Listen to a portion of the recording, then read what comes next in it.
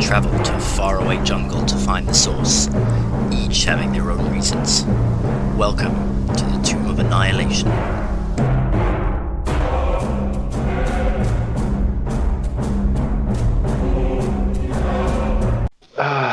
It's prettier. I like it. Yeah. It's good, isn't it? Yeah. The face is good. As long as it doesn't crash, I'm fine. Well, that remains to be seen. No promises. All No right. promises are made. Okay, so happy Wednesday night, everybody, and welcome back to another session of our campaign. When we left off, our party, Fortune's favoured, were on a mission to rid the wastes of the blight. They battled their way through an infested swamp, met veggie pygmies, were lauded as heroes, and during their overnight stay in the veggie pygmy village, it was overrun. Fighting off the intruders, the group lost sight of Ponty, who was dragged into the swamp and swallowed by the blackness of the night.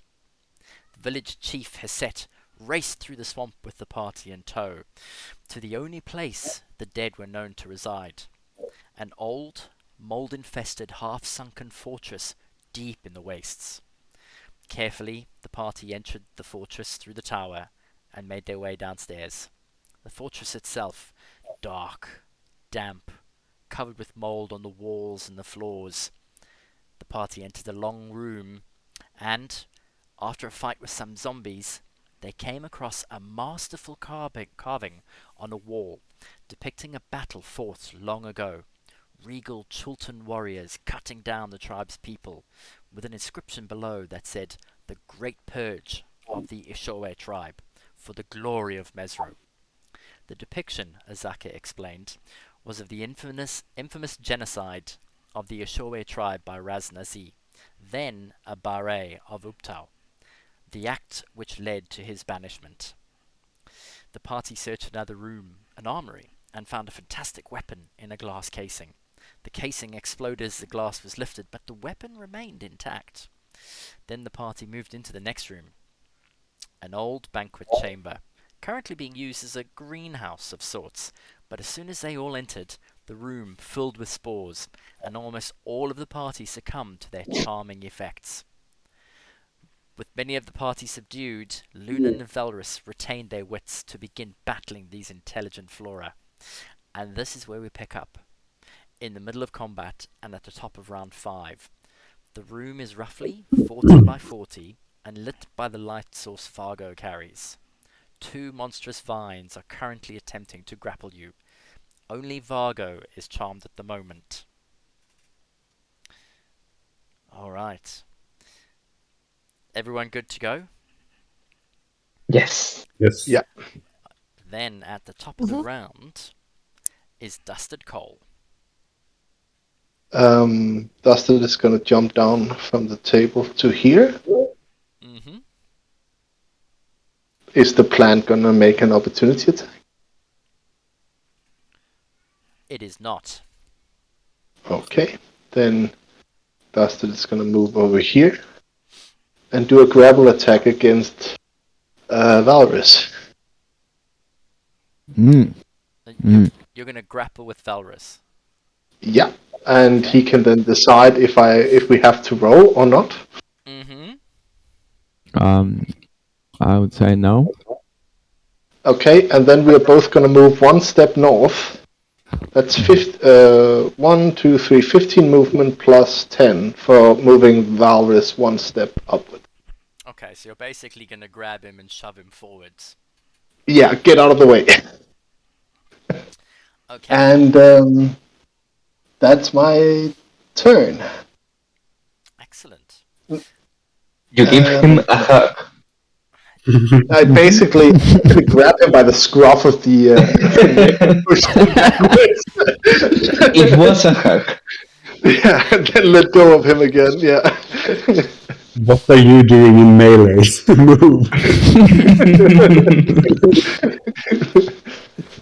Alright, then next up I mean, technically we can see Valrus is bloodied. So So pushing him out of the way is possibly the most sensible thing I can do at the moment. Good on you. I'm Okay, becoming part plant. excellent. Not if I have any say. Then it is Lunan next, closely followed by Vargo. Luna steps in, takes a look at the situation, and gives this guy the closest vine, Toll of the Dead. Oh, okay. It's a DC 15 Wisdom save. Right. So he does. The plant does not get a bonus on his wisdom save. Oh, but he rolls a 15. Wow. Okay. Okay, and It's my new astral dice, my sparkly dice. I say that's my turn. Okay. Then next up is Vargo. And Vargo, you get a saving throw. DC 11 wisdom. It's so pretty. Mm. So pretty. Oh, but the rolling continues. You are already as close to the plant as possible, so you just stand there, mesmerized by the beauty. I will, just for all of you who don't know, send the image of the plant to the game log. So that's what it looks Marco, like. are you a botanist or something? Beautiful. That's just enchanted by plants. Oh, so it's literally a plant. All right. Yeah, it is. It is. Um, all right. In which case, next up is Azaka, and I think the thing for her to do would most likely be to try and save Vargo by attacking the plant. I reckon. What do you guys agree? Bushwhacking. Yes. Bushwhacking indeed. She gets 2 scimitar attacks. If somebody would like to make some rolls for her, please. She gets +5 to hit.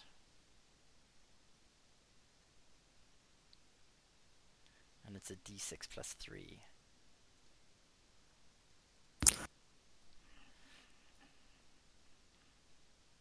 18 hits, that's for sure. Good one. No, it's a 16 and a 2, so the 16 hits and the 2 doesn't hit. Oh, you rolled, okay. 2d. Yeah. So it's a d6 +3 damage. That would be 7 damage. Okay, Azaka snarls and growls as she sees Vargo standing there just swaying. Swings first time and manages to hit the plant, and as she cuts down, it just misses. 7 points, you said. Alright, but the plant is still there. She has managed to hack off bits of the vines. The flower itself, though, reacts violently, jerking backwards, and then releases its final dose of spores. Although, mind you,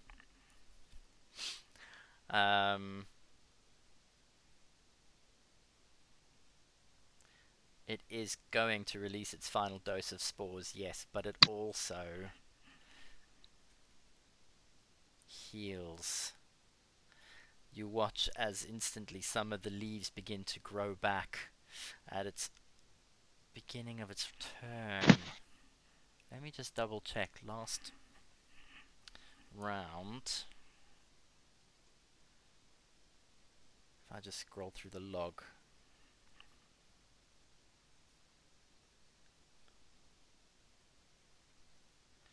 Yelena, you attacked with a short sword.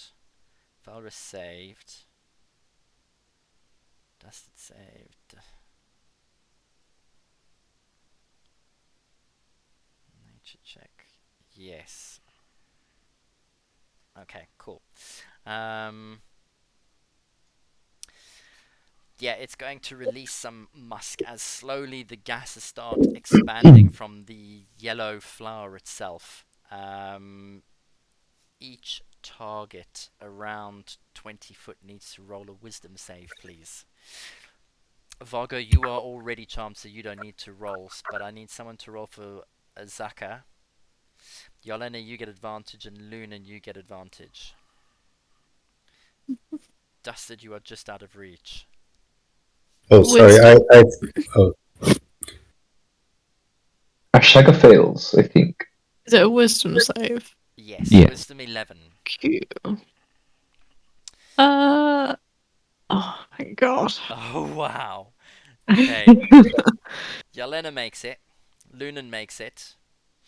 And Azaka was, you said fails? Yeah. Okay. I like these new markers. Where is charmed? There it is. Okay, Azaka fails. Then the other plant, Dusted. You are really quite close to it. It is going to reach out with one of its tendrils or vines, and it is going to try and attack you.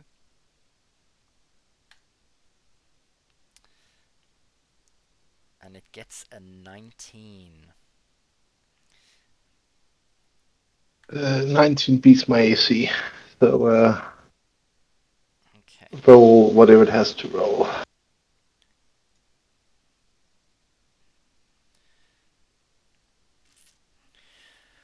Right.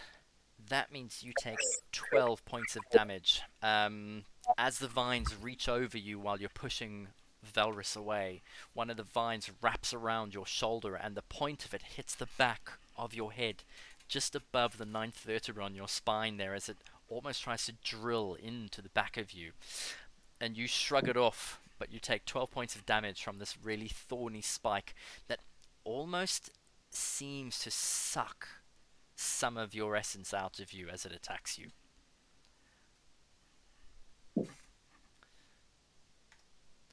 Alright. That is the plant's turn. Velrus, you get a wisdom saving throw. Didn't I roll that last time? He did. There was a He is not 21 controlled. that I got. He's just bloodied. Bloodied, sorry. Okay. Yeah. So I will run as far into a corner as I can. Please don't run into a third plant. Maybe over there. I'll stay over there behind the counter. And I will Chaos Bolt the one that is next to Dusted. Chaos Bolt. Yeah, I don't like these plants very much. Okay. That was close to that 20, but not quite. 20 And hits though. yeah, and I believe it's 2d6 as well. Why would you hurt them, Balris?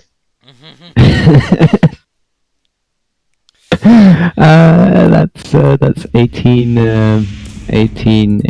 damage of the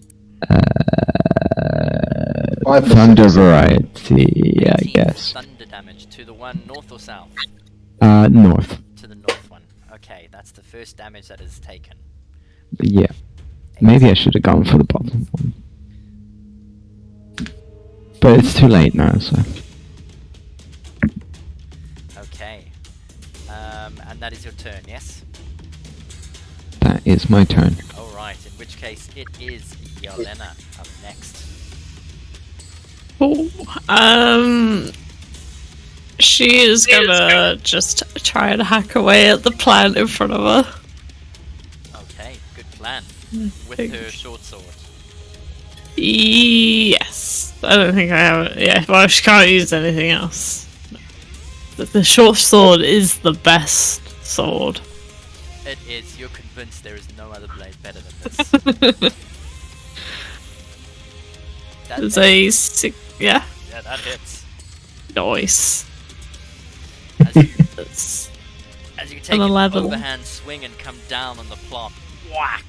With 11 points of damage, you manage to chop the pot plant that it's sitting in all the way down. Roots fly all over the place, and the flower petals themselves seem to just wilt and fall down to the ground as the vines wrapped around the table leg almost grow slack and drop to the bottom. Hell yeah. The plant appears dead. She can't do any more attacks, but I suppose next turn she'll just continue, like, ripping it to pieces. Okay. Alright. Which brings us to the beginning of the next round 6, and it is Dusted Coal.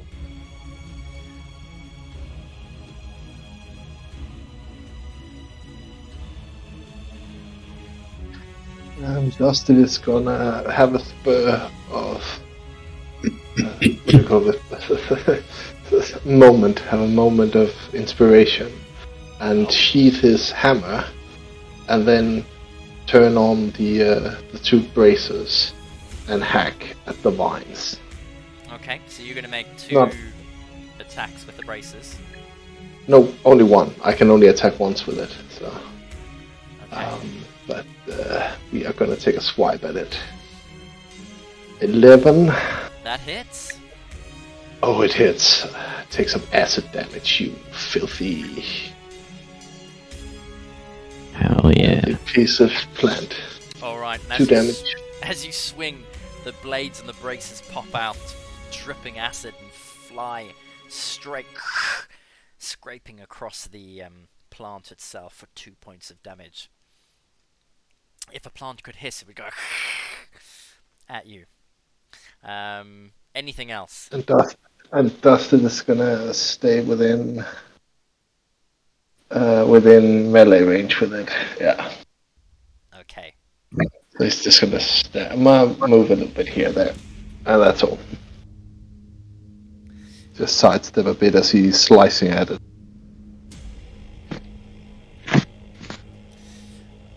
Cool. In which case, if that's your turn, it is Lunan up next, closely followed by Vargo. Luna will attempt to join Dusted by running diagonally over the table, Oh. if that needs any rolls.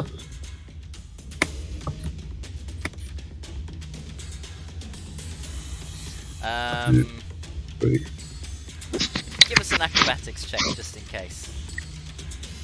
If I follow my ass. It's an easy, so let's say it's an 8. That's fine.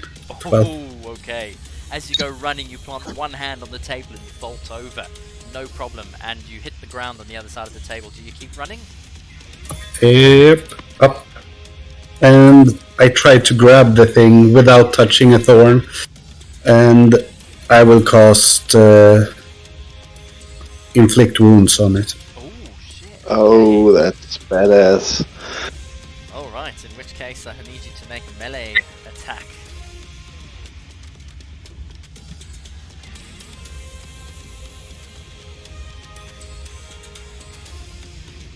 Oh, it was. 12 hits. It hit? Yeah, that hits. As Nice. you go vaulting over the table, landing fluidly on the other side, running up, and you just slam your hands onto a space that is not covered by thorns.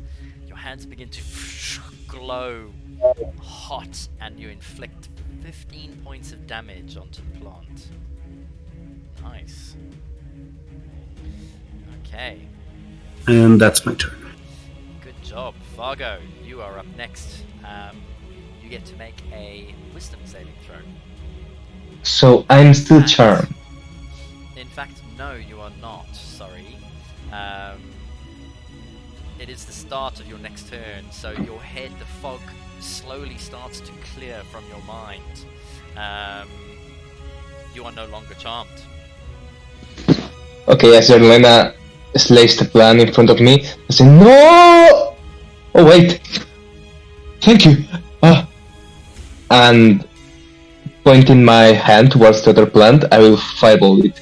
Oh, okay. I think that hits for 1 point of damage. Amazing. 1 point of damage is good. A whole point. A whole point of damage. As Your, the your, your heart fireballs just hit isn't in the it. rocks, you wake up and you're like, oh, what's going on? A little fizzle manages to hit the plant, but it still bursts, and you can notice that even though it's 1 point of damage, the plant almost recoils as if the fire does more than just 1 point. Alright. Is that your turn? It is my turn, yeah. Alright, next up is Azaka then, and she is going to... I guess she's going to move past you and try and attack the other one as well. 10, 20, 30, right into there.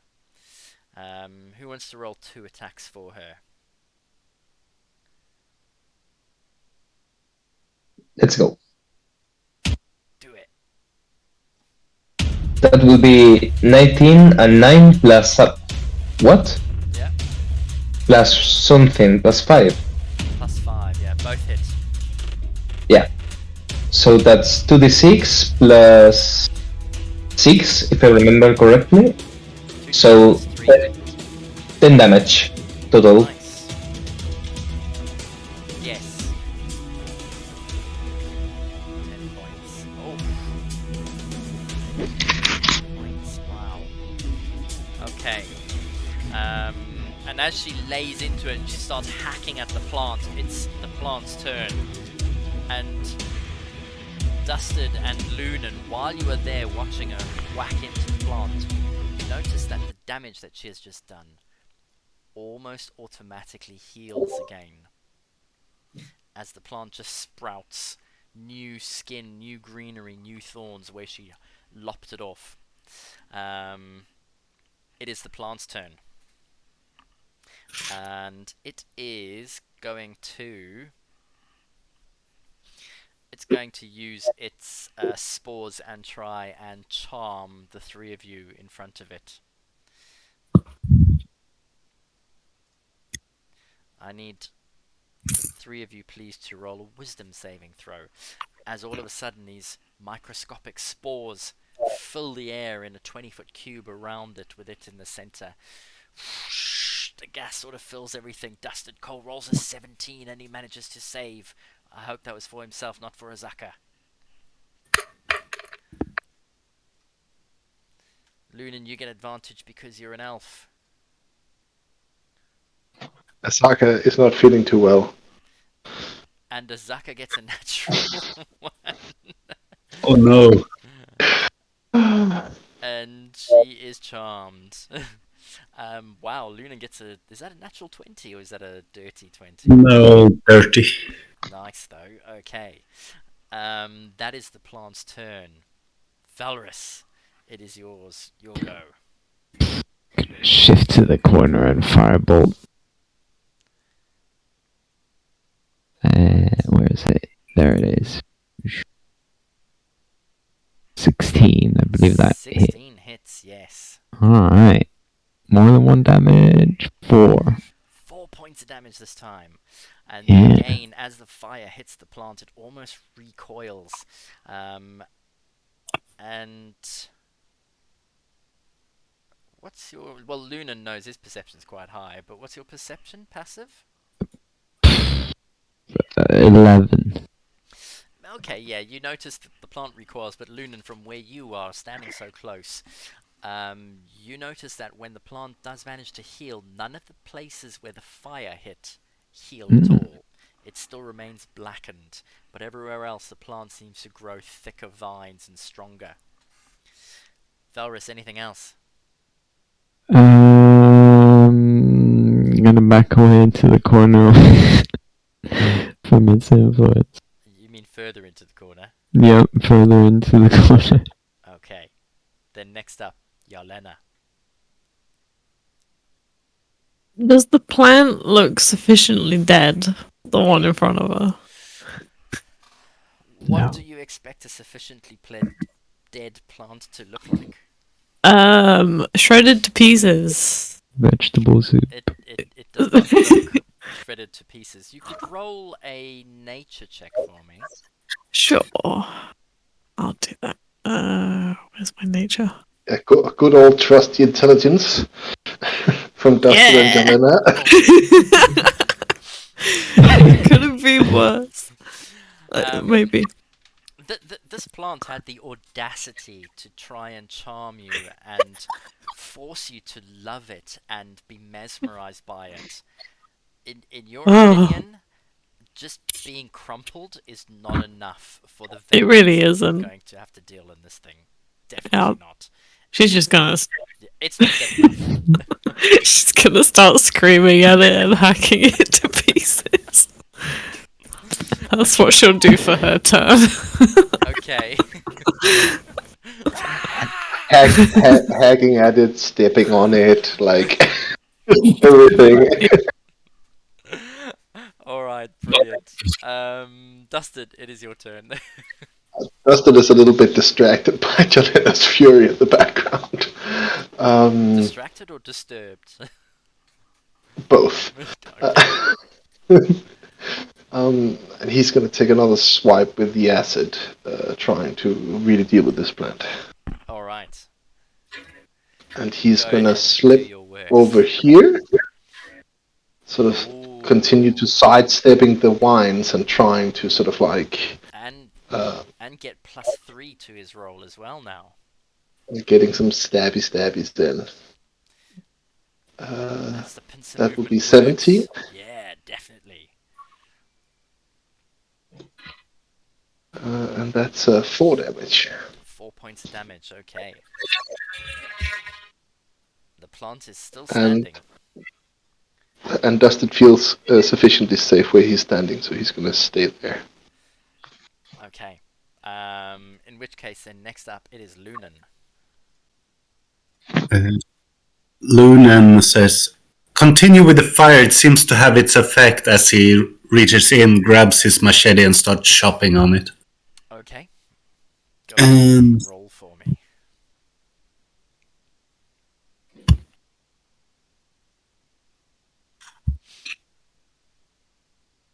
A nice roll.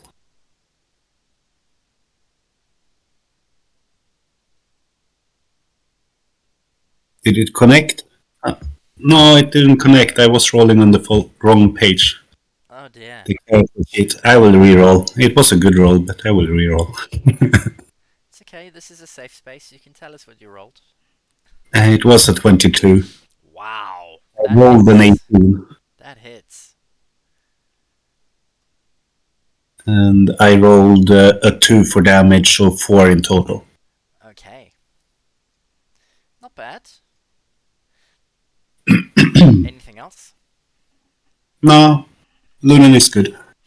Alright, in which case, then next up is Vargo. Okay, exiting the haze.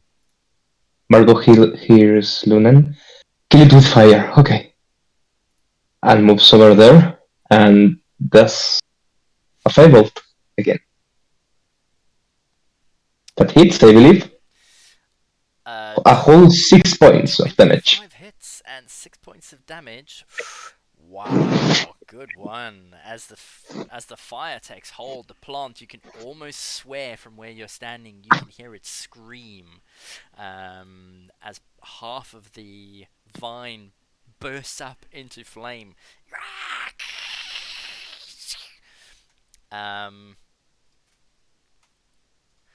And the plant turns black all over and falls limp. The smell of burning vegetables fills the air. And almost immediately, as Zaka, her eyes open again. Hey! Aish, but that was not good. Oh! Remind me never to eat these plants for dinner, yeah? Those they might taste nice. Is Jelena still raging? Yelena is still Yes. busy hacking away. Yes. Couldn't I go and help her and like firebolt the bits to, stop her from actually making soup? While She'll they're hold doing it up that, to the fireball. while they're doing this, can I try to rip the roots out of the potted plant that it was staying in? Yes. Which one? The one right in front of me. Yeah, so it's literally on the table by the door. Yeah. There's 2 other small plants in there as well, and you go over and you rip the roots out. No Yeah. problem. No need for rule. Just like if these things regenerate or whatever it is they're doing, then perhaps they won't do it if they're not connected to the soil. Bargo takes a seat and yeah, not gonna lie, guys, that was dangerous. And pulls out his copy of Bolos Monsters Guide and starts searching for these things in case they appear. Roll with advantage for me on your monster stat. Sure. That will be 16. Okay, so you go flicking through these, through the guide, and you come across a journal entry about a wanderer who's come across these. Turn the music down. These ivy-style plants, called creepers. In fact, they appear in the jungles to be quite frequent. They're known as yellow musk creepers. The plants themselves can grow up to 8 feet big. The ones in the picture look a little bit different to the ones that you can see in the plants in front of you. The yellow musk creepers in the pictures are a lot more green and have like big yellow flowers, and they don't tend to have thorns. But the ones here, the petals themselves are speckled with spots of black. The thorns have grown out of like a dark green vine and are black and thorny pointed. These appear to be some sort of an evolved species. Your book doesn't tell you much about it, but what it does say is if these creepers get a chance to stick a thorn in the back of your head, they implant an egg into your brain, which then hatches and turns you into a musk zombie that obeys the commands of the plants to its utmost. I conveyed this information to the party. Well, that explains where those dwarves came from. Austin is gonna frantically, panically check his neck. You put Because- your hands behind your neck, and yeah, you can feel there's like a hole. Valrus, you were hit by one as well. You both just check in the back, and you can feel something's pierced, but there doesn't appear to be anything that was inserted. I mean, you could roll a medicine check if you wanted. Probably would, just in case. Okay. I mean, I can roll one, I don't think.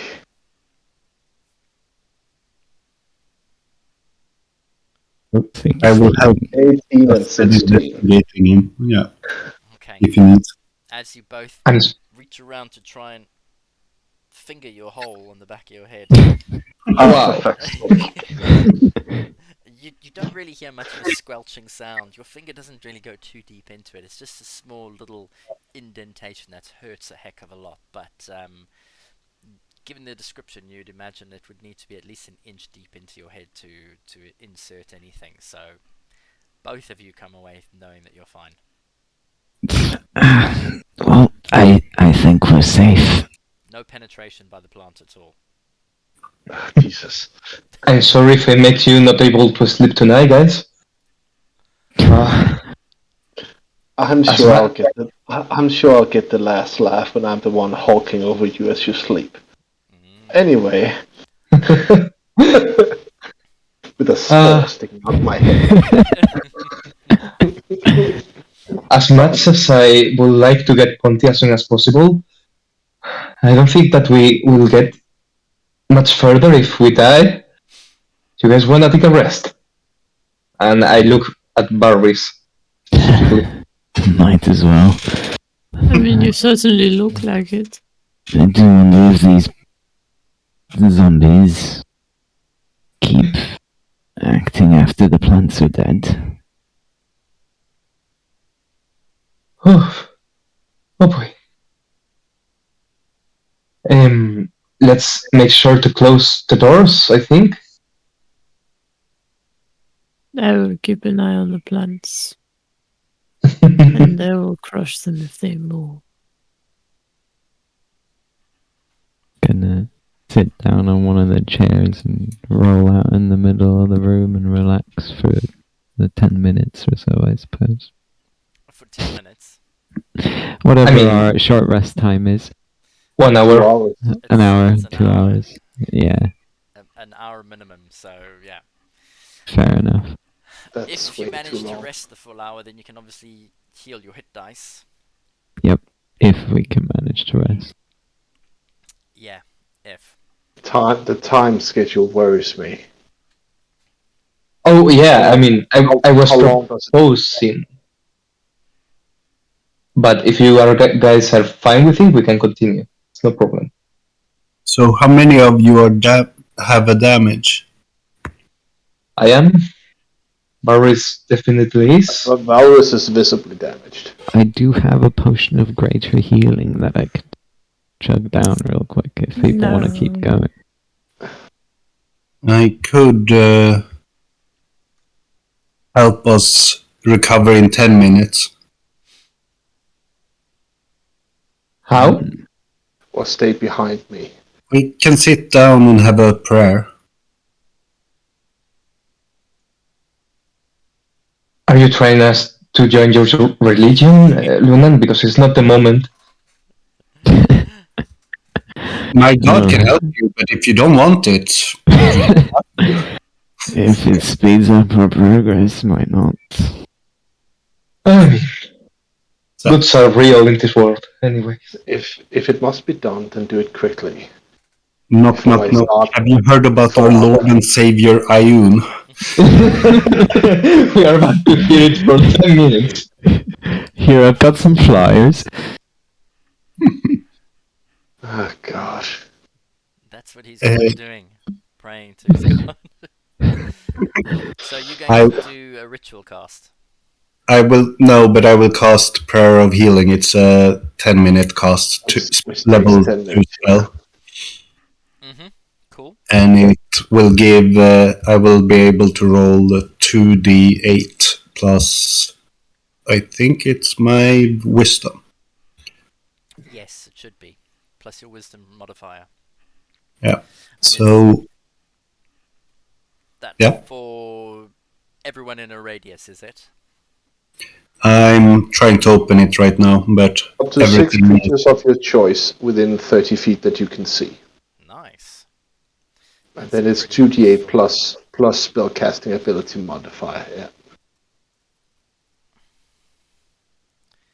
Dustin's just gonna frantically pace around. How many creatures? I'm gonna reload my D&D Beyond. Yeah, so it's a verbal spell, instantaneous, up to 6 people. Using a Alright. 3rd level slot, you can increase it by a d8, but it's 2d8 plus Yeah. your modifier. Duration is the instant, but casting time is 10 minutes. So yeah, it's so. It's annoying spell to try and cast in combat because like 100 turns where you just stand there going like just any minute now. Excellent. Any religion where prayers are cut down to 10 minutes is good in my books. I mean, you also come from Church of England, don't you? Well, no, you also have the. I grew up. Either choice was Roman Catholic or Greek Orthodox, Oh, good luck with that. and so I went to Greek Orthodox Easter ceremony, and it took 2 hours. That's longer than our short rest would take. Exactly. We with the candles and with an effigy through the village with the priests. You could Sounds like an argue that it is a experience. short rest. That was a long rest, dude. I managed to get a long rest during I've this, got a... inside the church. Oh my god. Sounds Yes. pretty mentally taxing. Healing. Holy cow! 16 points. 16. That does it for me. And that would be to the entire party. It's more or less for everyone damaged, because I'm pretty sure it's Up to 6 creatures, so that would be everybody. creatures. Yeah. Okay, so Azaka is on full. All right. So after 10 minutes of praying, walking around, shaking your incense everywhere. I'm speaking from experience here. Everyone feels refreshed and healthy.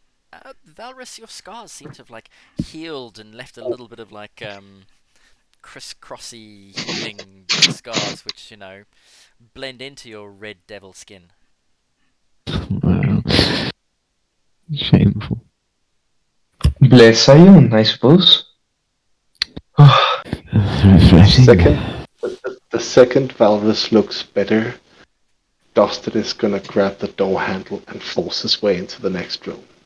Okay. 10 minutes have been a strain on him, because this is really bothering him that we're taking 10 minutes out of saving Ponty just sitting around. How did you even sleep? He didn't. None of us have slept after Ponty disappeared. This is I you, mean- me and Brunan literally didn't sleep. I mean, at night. Jesus. Whoever that is. Azaka hasn't slept for a week. She's right behind you. Okay.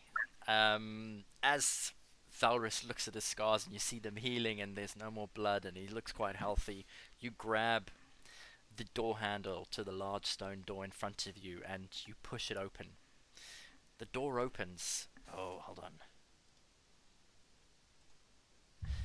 The door opens. What was the radius on the fireball? I just need to check, yeah. The door opens into a large room, roughly 70 by 60 feet. Fireball is 15 times 15, right? 15 radius. Vargo, where are you standing? Where I am. You're staying where you are, yeah? Yes. Okay. In the dim light beyond, you can see 25 feet into the room. In front of you, you can see a column of pillars running south to north. And vines are attached around the pillars, leading into the darkness, which appears to be into the middle of the room. Standing in the doorway, you can smell the decay coming from this room.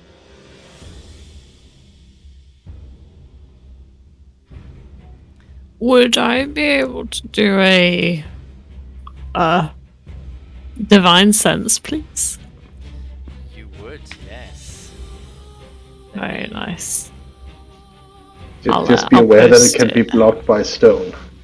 Yeah. I was gonna post it, but there's no button to post. Not Send to game log? No, I don't see it. If you click the spell, it should be on the top. Yeah, it used to be, but I don't. It's not there. Okay, I can still do finding styles and such. Yeah, it's celestial fiend or undead within 60 feet of me. That is not behind total cover. I know the type of any being whose presence I sense, but I can't identify individuals. And it is for, did you say 30 feet? 60. 60 from where you are. Yes. You can sense at least. You can sense something undead in the room next door. Just the one. You can sense at least 2 from where you are. Okay. She'll just lean over to the others and whisper, "There is more. At least 2, but I would expect more." Well, we go in and we blast them. Dustin is always already through the door when he just grabs his hammer when he hears Helena say that. So instinctively. Alright, go ahead And then put you into. Gonna follow right after. Same thing. Oh, should I mute myself? Yeah, sure. Bearing in mind that you are all in bright light, so none of your dark vision is working. Until Vargo moves up, you can't see much beyond the room. No. Or until I choose to make it stop being light. Please don't. Dustin just has his hammer in both hands. I'm working on that, I promise. Okay. So, let's do some unfogging then, shall we? Lunan, Asaka, they're coming. Yep. Valrus, don't stray too far from us. And not. I hate to see a plant grab you again. Speaking of plants, what the hell is that thing in the middle? Looking up, Yeah, Okay. looking up Lunan the is- ceiling. Not Lunan, sorry. Dustin is gonna almost. The second Valrus steps into there, if I can see that big scary plant in the middle, he's just gonna try to grab Valrus. Just cling on to him for a moment on the shoulder. I was about to say, DM, what is that thing in the middle of the room? So, entering the room, you notice that this room is 70 foot long by about 60 foot wide. 2 rows of 4 columns covered in vines dominate the room from north to south, leading from 2 huge broken wooden doors and crumbling door frames up to a grand dais and a throne. The western portion of the room is covered in a pool of water and a mass of rubble. The smell of decay fills the room as you glance about. Next to you, on the eastern wall, is a carved display, the likeliness of a formidable-looking man holding aloft a fiery sword, with legions of warriors in the background all bowing down to him. When Azaka turns and sees this, you hear a big hiss, intake of breath. As you look along the wall, another door leads out of the room to the northeast. The northern portion of the room is dominated by the elevated platform, and a black throne sits upon it. In the backrest of the throne, you can see numerous blue stones that have been inlaid to form a large triangle. Another stone door appears to be set into the wall behind it. You focus on the center of the room, and you can see a massive plant growth lying at the bottom of the stairs leading up to the throne. The center of it appears to be a large yellow flower with thick vines that snake across the floor. Viney tendrils extend from it down into the water to the west, which is putrid and green, and tendrils extend to wrap around many of the pillars in the room nearest to it. Scattered around the middle of the plant, you can see the bodies of several humanoids covered in thorny, flowery vines. As you survey the scene, one of the bodies near the back, closest to the stairs, starts to twitch. Just a little wriggle at first, and then the vines wrapping around it begin to tighten, and the body starts to shake violently for a few brief seconds before it suddenly just goes limp and remains still.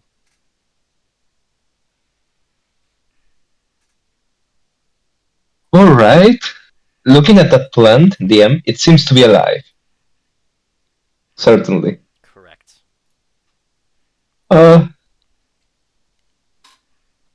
Should we attack it all at once? Dustin could is start already lighting a burning it. torch. Looks very similar to what we saw outside. Only bigger. Alright. Bargo will use his hold his action to shot a firebolt at it if anyone attacks it. Okay, so Vargo's going to want to shoot a fireball. If anybody attacks the plant. So, Dustin, what are you doing? He's lighting a torch. Dustin is lighting a torch. Yarlena? Yeah. He has sheathed his hammer to do this. She'll probably also be lighting a torch / getting her tinder. No, probably if I could actually, she'd probably try and just light up her entire tinderbox to get ready to throw it onto Oh the... my god. Wow.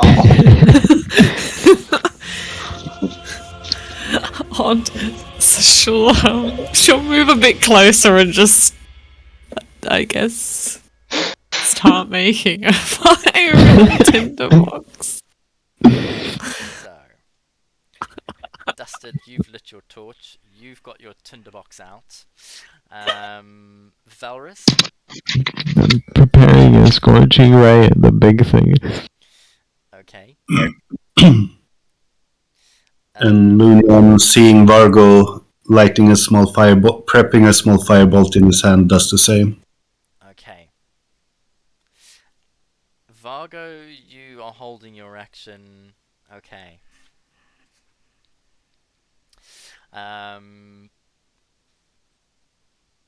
In which case, as you all start moving into the room,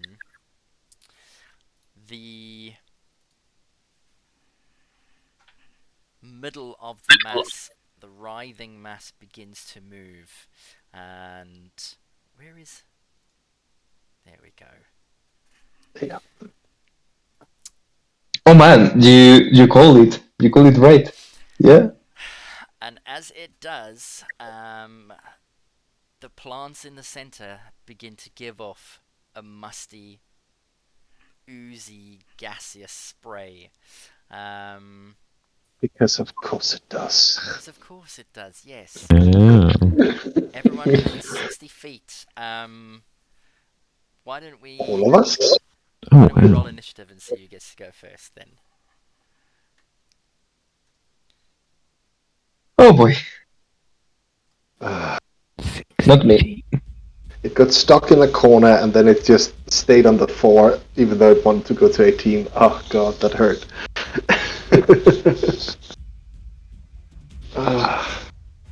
You need to shake the screen a bit and it will roll proper. Hello, Ponty. I have noticed you on the screen. Yeah, sorry. That Oh, was... now you're gone. Ponty's dead, sorry. Oh no. I kind of knew. I need to open the combat check on this one. There we go. Let's just double check. Yeah, okay. So, has everyone... Oh, Azaka. Someone needs to roll for Azaka, please. Sure. That was almost a 20, but no. 8 plus dexterity. 8 plus dexterity, so... She gets plus 2. So she's on 10. Okay, so... It is our big bad evil plant first, and then everyone else to follow, which actually works out quite nicely. So, as soon as you all enter and start prepping, the plant decides to let off its yellow musk. Everyone within 60 feet, it fills up the entire room, which means everyone needs to make a save, and this time it's a DC 12. Wisdom? Wisdom, yes, please. Oh, thank God. Charm effect again? Nice. Valrus, you VM. should have stayed next to me. I would still have grappled you. BM, is it still a charm effect? It is still a charm effect, yes. Then advantage. You get advantage, yeah. Yelena, you've got advantage as well, by the way. For the wisdom save. Yeah. Oh, I was trying to figure out if we were still rolling initiative. My thing's froze. Okay, I just saw initiative rolls. I was like, oh, that's fine. I've done that. I got your initiative as 6. Yeah, Oh, that's it's okay. very, You know. very low. There goes the music. I mean, I Sorry. don't want to mock. Oh my god. Oh. my rolling has taken a turn for the worse. And a 5. Yeah, Wow. very bad.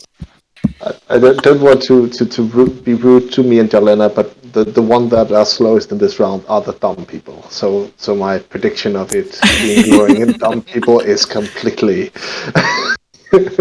Hell limited. yeah. Okay. So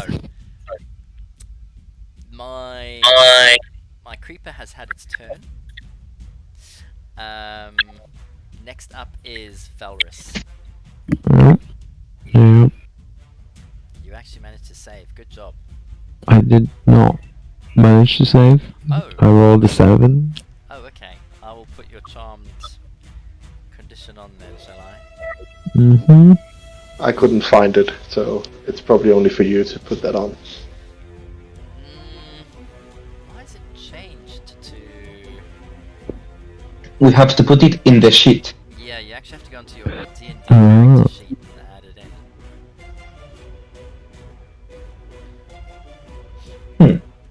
So, oh yeah, active French. conditions. So you next to defenses conditions, just under HP. Yeah. Then you can turn on charm. Oh. Okay, so Valrus, you're charmed. Lunan, you've saved. Will. Yeah, he saved. Do I get a save at the end of my At the turn? start of your next turn. Oh. I Isn't that- will, Okay. I will shoot a firebolt at it. Bear with me 1 second.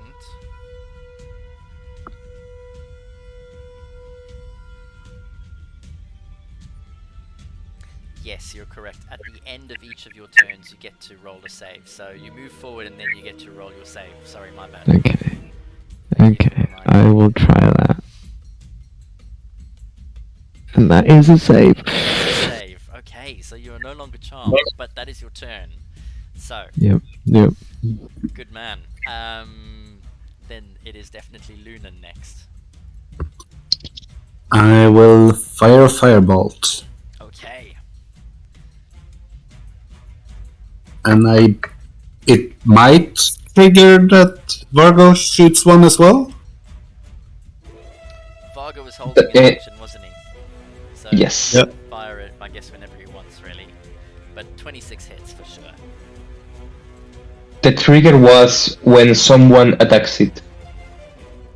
And Lunan has just done that. Yeah. So you can Yep. use the reaction now. Okay, 5 points. That's a 13 hit. It does hit. Then that's 7 fire damage. Ooh, nice. Okay, good job. And Luna will then continue to move a little bit northward, like so. Cool. And that is your turn? Yes. Okay. Next up is Vargo.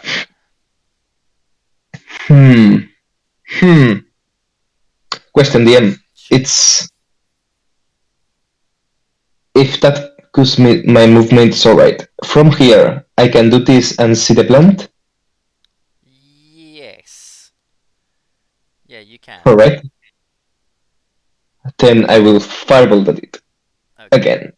That's an 18 for 9 damage. Fire. 9 points of fire damage. And I will move. Sorry, there. Okay. Oh boy. Right. Next up then is Azaka. Did anyone roll for her? Yeah, he failed. She failed? She failed, did she? 1, 2, 3, 4. Did anyone roll for her? I cannot see anything. Is that the custom roll that was Oh, 8? the custom roll. Yeah, I see. But wasn't that her initiative? That was her initiative, wasn't it? Yeah, that's No, her okay. initiative. Yeah, that was. The initiative was 8. Yeah, that was the Mm. custom. Where's her initiative roll then? Because That that's not was- there. Yeah, the initiative. I rolled the initiative. She hasn't rolled the save, so does somebody want to first roll her save? And Yeah, I'll roll her save. Let's get me another 1. Oh no, it's a 20. Never mind. Okay. So Azaka has saved from the charmed effect, and she is going to go running in to attack it in any event. So she gets 2 melee attacks. And they are both +5 if someone wants to roll 2d20 for her. I can continue the streak here. Let's have a look. Go for So it. I have a 15 and a 4. The She has +5, so that's a 30, 20, and a 13, a 9. Yeah. a 9, yep, 1 hits. So you get d6 +3. And that is 4 damage. Okay, that was interesting. Go on. I have No, nothing. nothing. Oh, I thought you were going to ask a question. Okay, then next up is Dusted. Dusted's gonna rush in here, Mm-hmm. and then he's gonna grapple Valvis again by the scruff of his neck again, and then drag him over here, where he's not charmed anymore, by the way. Yeah. It's useful. Don't get an attack of opportunity and all. Well, we don't know the reach of this thing, so True. Wait, so so I moved 10 feet here. Moving you is 10 feet, and then I can move you another for 30 feet. And then I'll use my, because I have been standing still for at least one round, I'll use feline agility to get back within range of both Yelena and Asaka. Mm-hmm. So, you have just yanked Valrus out of combat and then moved into combat again. Yeah. To try and protect these two lovely ladies with a torch, I think, is the only weapon I have, so I better draw my rapier for this. Yeah, that's my turn. In which case then it is Yelena. She's just holding her fiery tinderbox and walking closer to the plant. and walking closer to the plant lovingly. Okay. You're charmed. Of course you're charmed, aren't you? Yeah. So you move as close as possible, and now at the end of your turn, you get to roll a save. With advantage. I'm in perfect position to dump that tinderbox. Jesus. Just straight into its mouth. An 11. And with DC 12, wasn't it? Yeah, I don't get a +1 or anything. Oh, wow. Oh my god. I've been there. Oh. It's my normal stat. You need to wise up a bit. Yep. Okay. Can't with that sword. Should just sit and hold a tinderbox. Well, stand, even. Okay. Then next up is my creeper, my vine. Your And beautiful creature. it is going to. Yelena, you're charmed. Azaka's charmed, yeah? No, only Jelena. Only Yelena. Azaka got a 20. Just me. on the Oh, yes, you did. Yeah. It's just me. Okay, so in which case, Yelena is going to use its first attack, and it is going to get a 16, 11 plus 5. 16 misses. Okay. It is going to use its second attack on you as well, and it rolls an 18. That hits. Okay.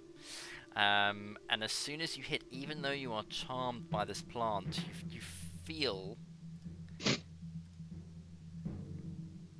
the 14 points of psychic damage as it hits you, wraps its tentacle around you and squeezes a little bit. You take 14 points of psychic damage. Now you are charmed, so you don't get to. You see, as you do, you notice that one of the tentacles starts to sort of flap around, and almost like somebody vomiting out something from their stomach. the tentacle spews forth a body, which then Oh my god. just Of opens like a Venus flytrap, and this body thuds out as it does, and this dwarven zombie stands up and takes a step forward as it comes to life. Yelena, roll a perception check for me. And someone, because you're right in front. Noticing what has happened, it looks like there are a number of other body-sized corpses lying on the ground around you. Fortunately, you're charmed, so when you look at this, you start to smile. Thinking how glorious this plant is. This is an amazing thing. But all of a sudden, you feel pretty pissed off at the same time, almost as if you need to beat the shit out of this plant that is Specifically with the sword. and without Yeah. knowing it, you don't even know, but everyone else in the room, you notice she's drawn her sword, even though she's holding the tinderbox. The sword just seems to be drawn of its own accord. So let me get this straight. She's basically holding a fireball in one hand and the sword just gleaming in whatever sort of like ominous light there's in here. Yes. That's actually fucking scary. Yes. With a smile. If you ever you've seen The Matrix, where Agent Smith in the end he starts absorbing all of the power and he goes crazy and he's got that big smile on his face and his eyes are popping out. That is what Yelena is looking like right now. Oh my god. All right. Next up is Valrus. Alright, these wisdom saves aren't going very well, and Vargo seems to have a good idea, so I'm going to follow suit. But before that, I will use my Scorching Ray on this big plant because I don't like it, and all 3 rays are going into it. Oh wow. Scorching Ray. Okay. Yep. That's the first, that's the second, and that's the third. Oh, damn. Okay. Oh my- Two of them hit. Right. From where you are, the natural one, it glances off and hits into the ceiling. No one is standing in front of you, so they don't take any glancing damage. Alright. But 2 hits definitely hit. Oh, that is terrible. We need the key for the key for fire damage, I guess. Yeah. Yeah, well, Valrus definitely needs it. So there's 9 fire damage altogether. Yes, and I think, 17?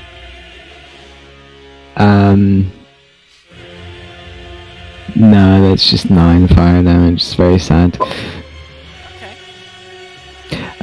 Yeah, but I'll because of how sad it is, I'll use 2 of my sorcery points to also cast a firebolt with the quickened Ooh. thing. Yeah. There we go. Oh, 18 hits. An extra 3. Okay, well, I mean, hey, 10 points. Was it altogether? So let me understand this right. So even if there's all this fire sort of like illuminating the room, we just see a flare up over here from where Valvis is standing of just fire shooting in this direction. Correct. Jesus. It was a total of 12. And then as you Yep. glance in that direction, you notice he's run away. He's abandoning us. Alright, next up then is Lunan.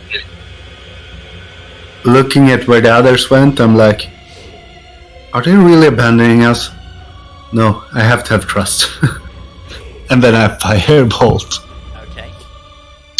Who are you going to firebolt? the big ugly guy. Okay, big ugly. That's it. You get hit. What? What? And I missed. What have I done? Uh, Um, it's a miss, right? no, an 11 hits. Ooh. I have a feeling this thing is so massive that it just has no AC. Oh wow. But wait, the big ugly guy was the dwarf or the plant? I'm talking the plan. He's targeting Ah. the plant, yeah. The plant Oh, is right, double right. this size. Okay, 10 points. That's very good. I mean, with one cantrip, you did more damage to viruses than the whole 9. That's rough. Yeah. I'm kidding. That's rough. is that your go? Oh my Yes. god. Oh, you, Yes. you don't want to run away. How is the... No, I don't. How is the plant looking, then? The plant is... It's looking like it's taken damage, you know? It's not yet bloodied, but it's taken a fair amount of damage. Alright. Yeah, I will point at it and firebolt again. Alright. Let me see. There you go. Yeah, that hits. Oh, that definitely hits. The plant is not yet crispied or oozied. Bad damage, though. How do you roll 2 dice? Because I crit, but oh yeah, DM, are we using the rules for crit or not? We're using my rules for crit. Was that a natural 20? Yes. Oh yeah. Oh, yeah, in which case... Oh, it was. In which case, then... It's maximum damage for the first, and then you roll for the second. Okay, do I roll again? Let's say, yeah, I'm gonna say roll 1d10 again, because there you go. Okay. Well, that was almost the same damage. Yeah, it's actually That's one fine. better. So you, That's 18. so you get 18 instead of the 8. Correct? That's an extra 10. Yeah, 18. 18. Yes. Because you, yeah.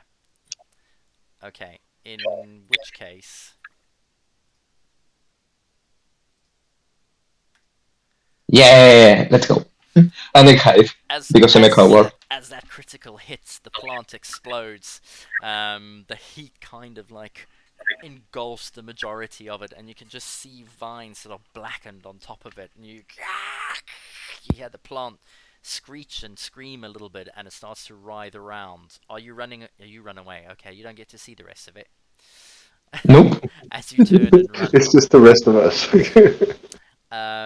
Then next up is Azaka, and she passed, didn't she? So Yes. she is going to... Just 2 rolls. Either 2 rolls, or she's going to drag Yelena out.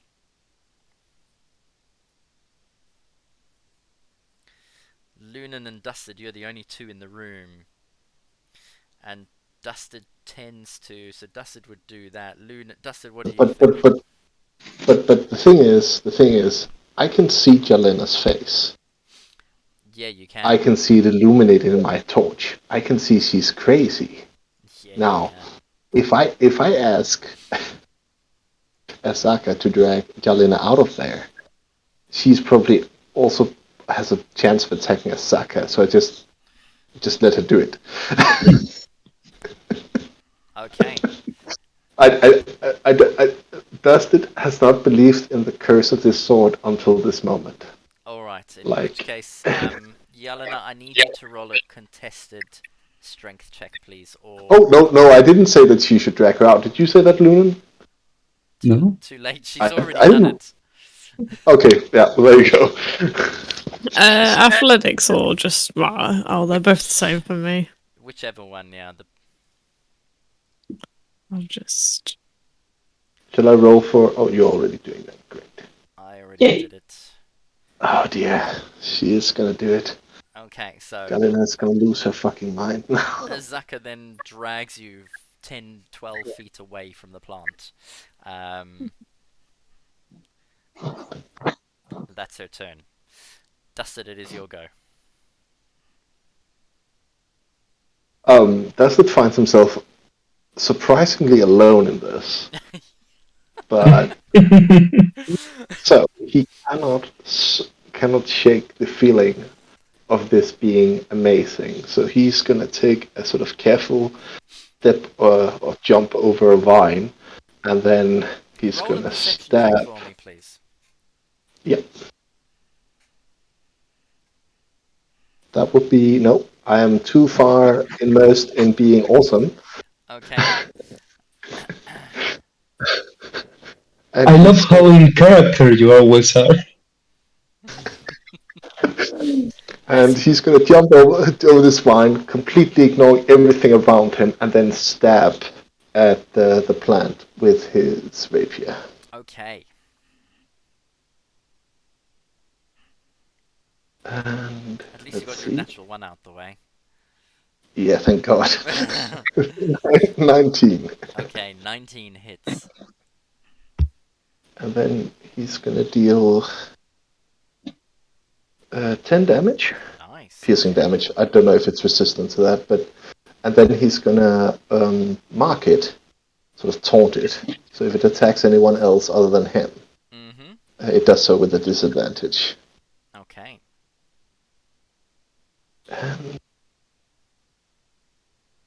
And, yeah, that is gonna be Dust's turn.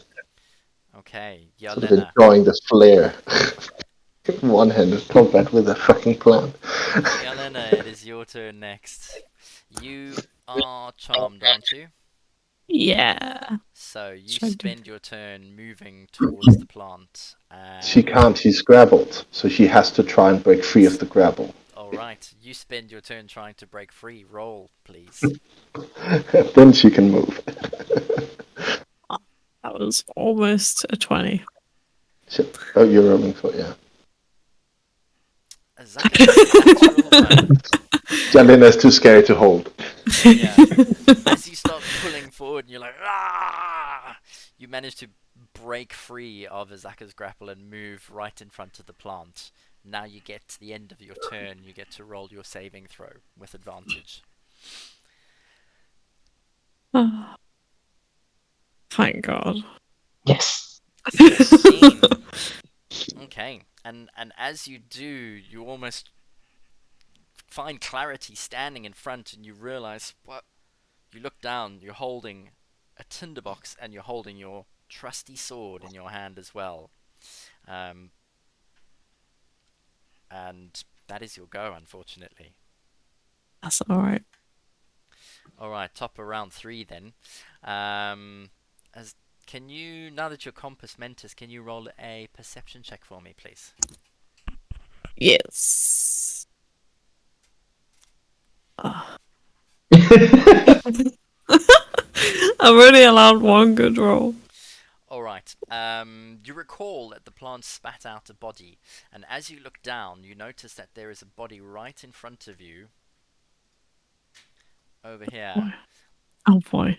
and almost like a big cocoon, something breaking free, but instead this one, the body almost seems to just sort of disappear. It gets sucked into the body of the plant, and then the leaves open and bones just get spat out. Oh. As the plant Oh. uses one of its actions to digest one of the bodies. Oh. Very nice. And standing in front of you, you all of a sudden notice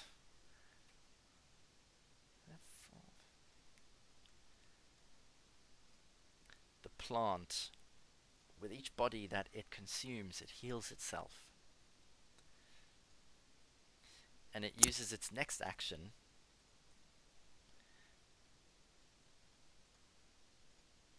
Lunan, while you're standing there, another body, just bones, spit out and land in front of you. As the plant, can you roll a perception check for me, please, Lunan? Yep. I'm gonna Or give maybe. Yeah, you're gonna. give you advantage on it because of your high perception.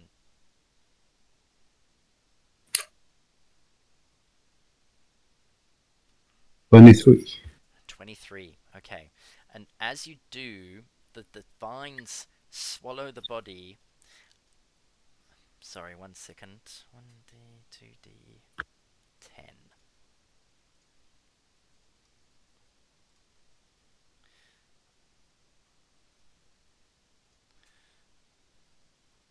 Okay.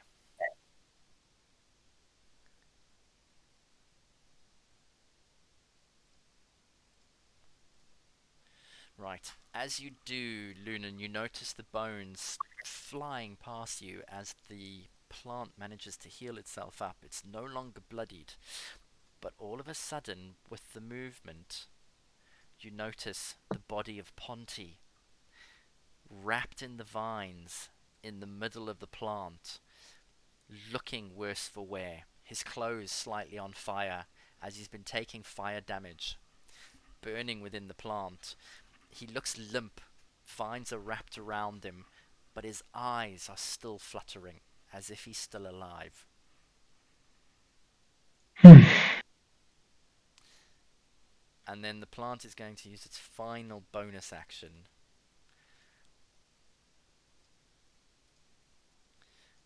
As another zombie steps forward. Now that's that turn. Dusted, there is a zombie next to you. It is going to... It's going to attack you, Dusted, unfortunately.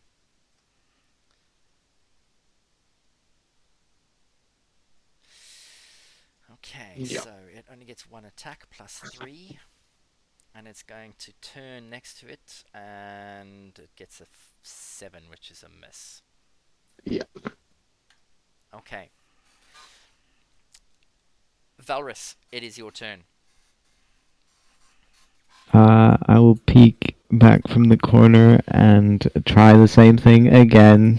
Maybe this time will be better. Mm-hmm. That's a hit, I think. 14 is a hit, absolutely. Yep. So is that. And there we go. And Yes. got Goodbye, Ponty. 2 and another terrible roll. Oh my god. 17, 18 altogether? Yep, 18 altogether. Okay, that's There pretty you good. go. And as you do, once again, you've stepped out and you see the plant is looking kind of healthy, but as soon as you start smashing into it with that, you notice it becomes bloodied again, as you knock it well below 50% HP. Roll a perception check for me, please. Alright. Perception.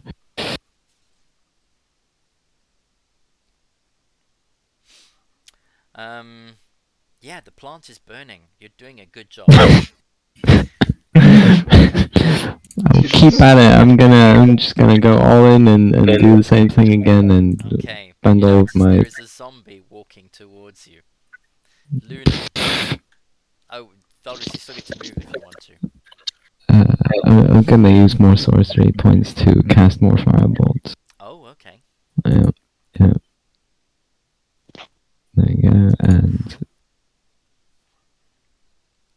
a 9. 9. Oh yeah. Wow. And then I will shimmy back out. Okay. Lunan, your turn.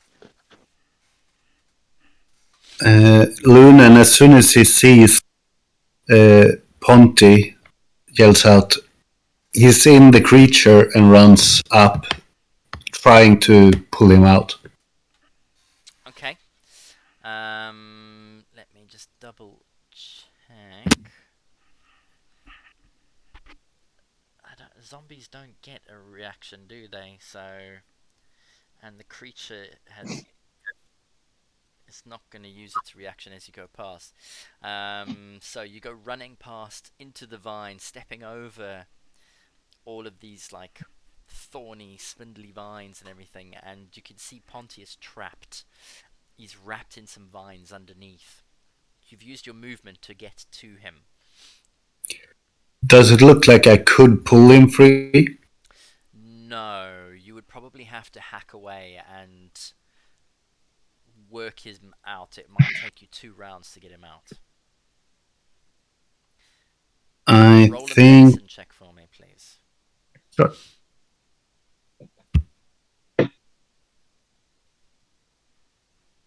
24. Ponty looks like he's on his last legs. He's taken a lot of damage. He looks exhausted. Almost worse than Valrus was exhausted when you saw Valrus with the tree. Ponty's looking about the same. Haggard, beaten, bruised.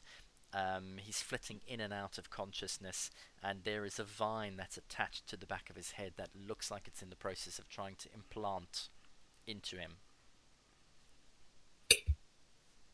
In that case,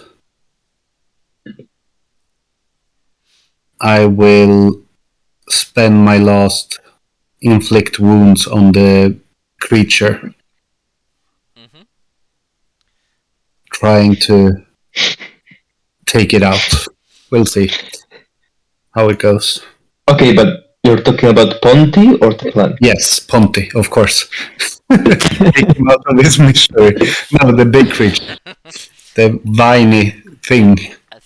Just put him out of his misery. Just put Ponty out of his misery. 13 hits. Let's see. That's 10 necrotic. Necrotic, okay, nice.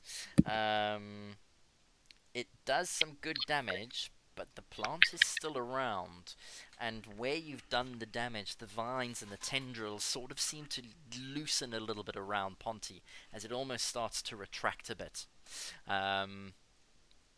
Anything else? That's my turn. Okay. Vargo, hiding around behind the corner, you realize you can have another chance to run in and do something. Yeah. And I will run and do something. Uh-huh. A fireball. Okay. Again, that will hit, I think. Yeah, that definitely hits. For 8 fire. 8 points of damage. And as you do, you notice Lunan standing right at the back, almost in the line of fire.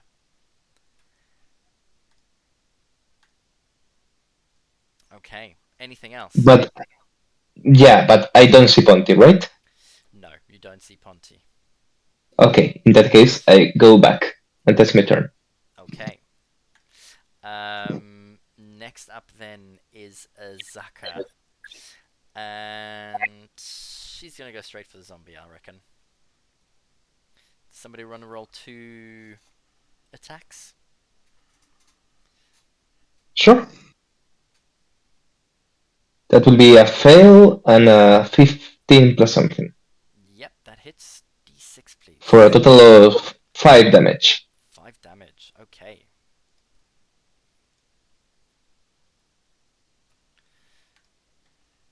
That is her turn. Then next up, Dusted Coal. I can see Lunan frantically running over and pulling at something. Yeah, roll a perception check for me. Yeah, I was going to raise my torch and try to see better what he's actually doing. 18. As you raise your torch and have a look around, you notice and recognize Ponty looking in bad shape. His clothes are burnt from all of the damage the plant has taken. He's lying half under the plant. And what you do notice is that it looks like one of the vines is pierced in the back of his head. Looks like he's in the process of being implanted. Gritting his teeth, Dustin is going to quickly look around and sort of course his path to get as close as he possibly can to Lunan and Ponty. And so he goes this, this, and realizing he has a weapon in his hand and a torch, he's gonna drop the torch. And I don't know, how far is Ponty into this creature? He's up to his waist deep. No, but what I mean is I cannot reach him from here, right? Yeah, I mean you're adjacent. You could grab an arm or something if you wanted to. Yeah, but could I administer a healing potion from here? Is the question. Ah, well, technically yes, because you can move into Lunan's space and out again. Yeah. That's what I'm gonna do. And I'm sorry for this, gang. I'm gonna use a potion of greater healing and heal this man for 20 health. Okay. I'm gonna administer it as best I can, but Lunan still sort of like holding the sort of like mangled mess of wines. Yeah, so as And then, go on. and then standing there, he realizes he's about to get grabbed by the plant as well, so he just retracts his hand as quickly as he possibly can. After having administered, just dropping the glass flask in there. Okay. Good job. Anything else? No, I don't think I have any other resources at the moment. Okay. So no, that's my turn. In which case, that brings us to our one and only Yelena. Oh.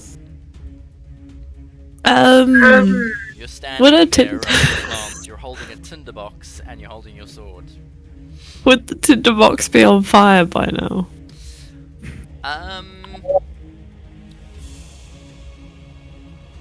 You already lit it, didn't you? So you've been holding it Yeah. for 2 rounds while it's been burning. Yeah. But you've noticed in front of you on the other side of this plant, Dustin has dropped his torch. It's lying at his Yes. feet as well, in front of him. Yeah. What are you thinking?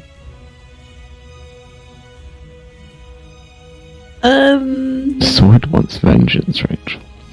I could just drop the tinderbox on it. And then stab it. Yeah, is it possible to just like kind of tip her hand forward and drop the tinderbox on the floor next to it and let it start to Yeah, dropping. maybe burn? Dropping's a free action, so no problem. And then she'll shift round this way. Because they're both over here. What's the state of Ponty? Have they managed to get him out, or is he still? He's still stuck underneath, but you've seen Dustin administer one of the big potions to Ponty, and while he doesn't look as damaged, he is completely exhausted, as bad as Valrus was. Gotcha. Does he need cutting out or anything, or is it just able to pull him out? Yeah, the vines have got hold of him quite tightly at the moment. It's pulling him in, so he will need cutting out. Okay. Sure. I think in your state, you'd probably be more focused on hacking, Stabbing. Yeah. stabbing and hacking. Yeah. She'll look at Ponty, nod, and then she'll start hacking out the vines. Okay. Very angrily, but very carefully, not to hurt Ponty. Roll a perception check for me. Let's see if I do any better this time.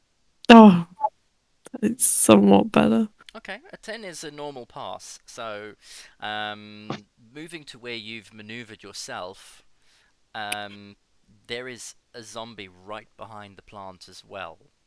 I don't know, would Green Flame Blade help you in this to get both? Vengeance on 2.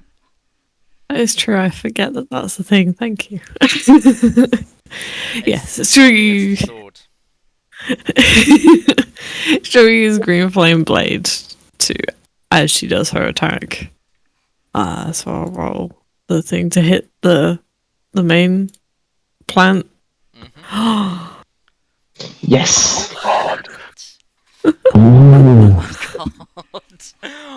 Rachel's first 20 for how long? It's been a while. Wow. So, first things first. Is that the correct roll that it did? You get max damage for the first one. You rolled a 1, so That's a gonna be 6. 5, and 7. So that's plus 5. Oh god, it's 18. So that's 18. Now that is just for this. Is that with the green flame blade? Or is that just the green flame blade? That's just onto The plant. the big plant. Does Green Flame Blade crit? It's The cantrips crit? They do, don't they? Yes. Yeah, they do. so the charisma modifier times 2 on the dwarf. Is that it? Because it bounces to the dwarf. I think the Green Flame Blade just does the 1d8. Oh, yeah, plus my spell casting. I forgot about that. Ah, yeah, 1d8. So would it be 1d8 plus 8 plus charisma modifier? Yes. Of fire to the zombie. Cool. So that's 12, 16 Okay. to the zombie. 16 to the zombie, and how much to the plant? 18, I think. It's 'Cause I don't. Yes. it's maximum. Yeah. Yeah. Yeah. Okay. As you swing at the plant, how do you want to do this? Oh my god. Oh. Can she burn a hole through it and hack it away? She could do She'll be very careful of Ponty. really. She'll try her best. But she'll just scream and hack at it, but she'll do her best to not hurt Ponty. So Yelena, who has mainly been charmed for the majority of the last 2 fights, all of a sudden her eyes grow big as she looks over and down at this plant and looks sideways, lining up the shot. She picks up her sword.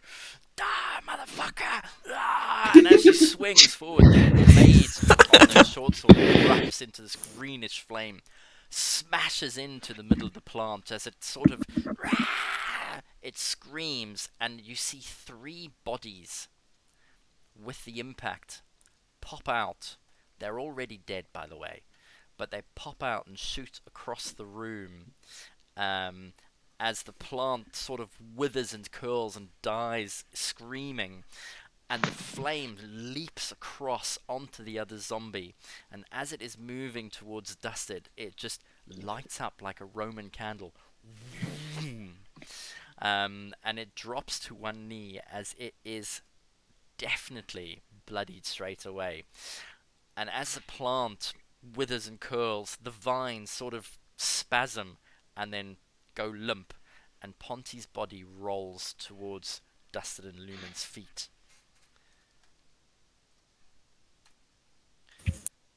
Very nice. She'll just stand on the spot hacking the remains. And she continues to hack at the remains.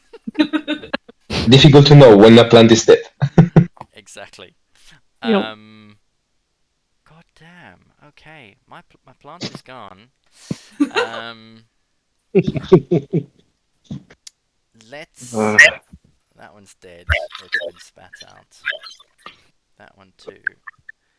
Oh, but you removed the plant. Didn't the zombies have turned right after the plant?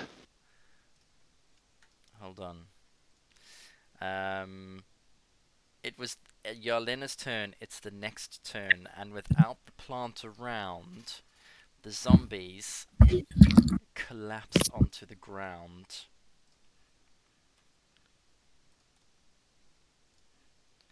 As the plant dies, its hold over these... Oh, I can't describe it without giving it away, but as you notice the plant dying and starting to wither, you notice the 2 standing zombies begin to shudder, and they almost just, as if they've been drained of all their essence, drop as well, the top of the next round. Oh, that is the end of the combat. Woohoo! Okay. As we exit through the door, I high five Barris. Yeah, go war tactic. Go war tactic. Hell yeah. You enter the room and you can see Yelena is still busy hacking away at the remains of this vine, spewing things like rotten salad and asparagus. Rah! Yeah, seeing Yelena making salad yet again, as in the last room, I will assume, put two and two together and assume that Planty is in fact dead. All right, He's and not dead yet, not yet. So, I'm going to say let's have a quick break. Yes. Let's call it at past. We'll come back. So 12 minutes for everyone, given that we're ending at 10:30 on the nose tonight. Lunan, Sounds good. how confident do you feel in field surgery? We'll find Let's take out. it after the break.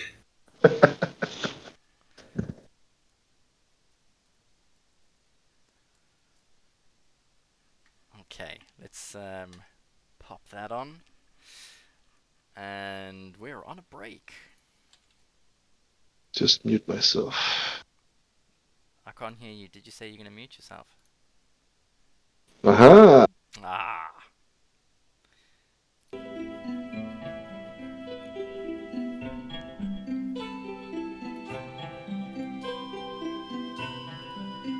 Hello? Hello. Hello.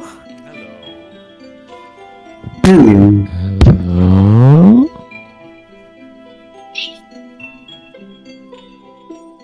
I found a picture of Jarlena. Did you? Yeah, it's in Discord. Oh boy.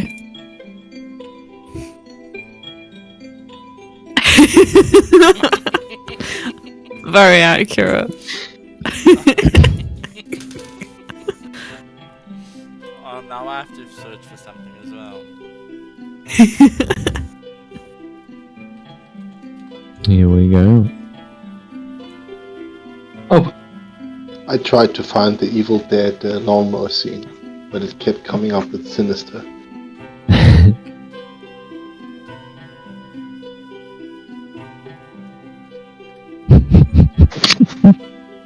Alright, that. That's what I was trying to allude Yeah. to. You look at Yeah, that Accurate. one. That is so creepy.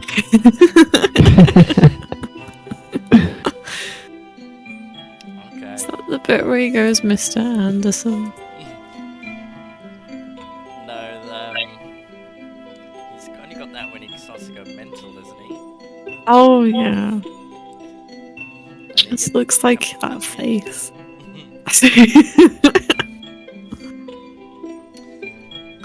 oh my. Okay, is everyone back? I am.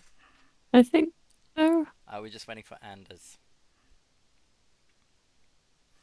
Dusted coal.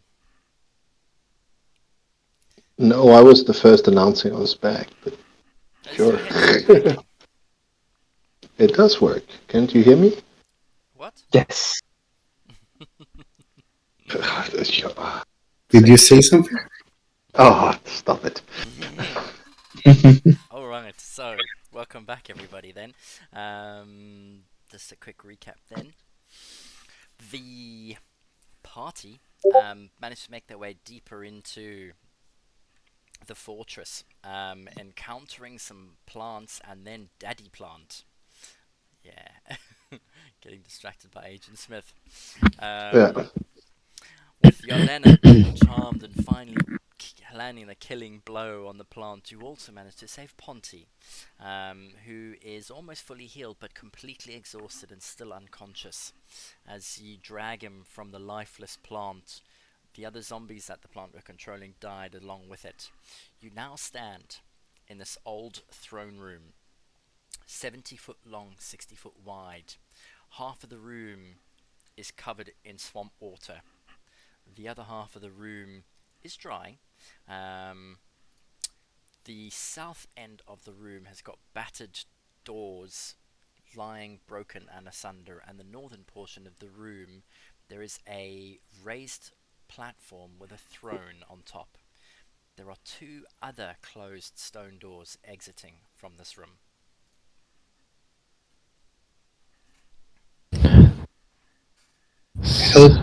Help me move Ponty to the table, and I need to investigate him.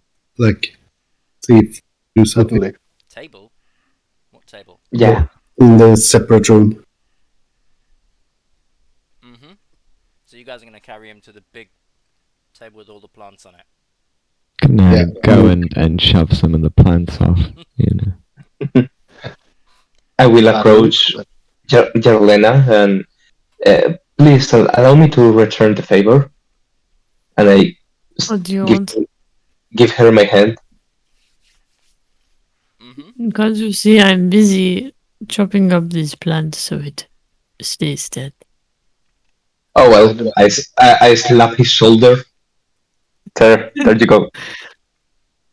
Oh, thank you. And she'll continue hacking the plant. Do you have a sound effect of a saw blade? What's it called? Oh, What? chainsaw. Chainsaw, yeah. Oh man.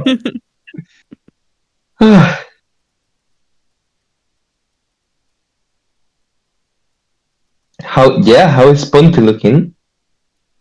Okay, so Ponty is extremely exhausted. He's looking haggard, unconscious. For some reason, he is not waking up normally either. Roll a medicine check for me. Oh no, I'm more full of this. I was planning to do that when I have some lighting. Yeah. I will also um, cast, what's it called? This bonus thingy on myself. God. Guidance. Guidance, yeah. Mm-hmm.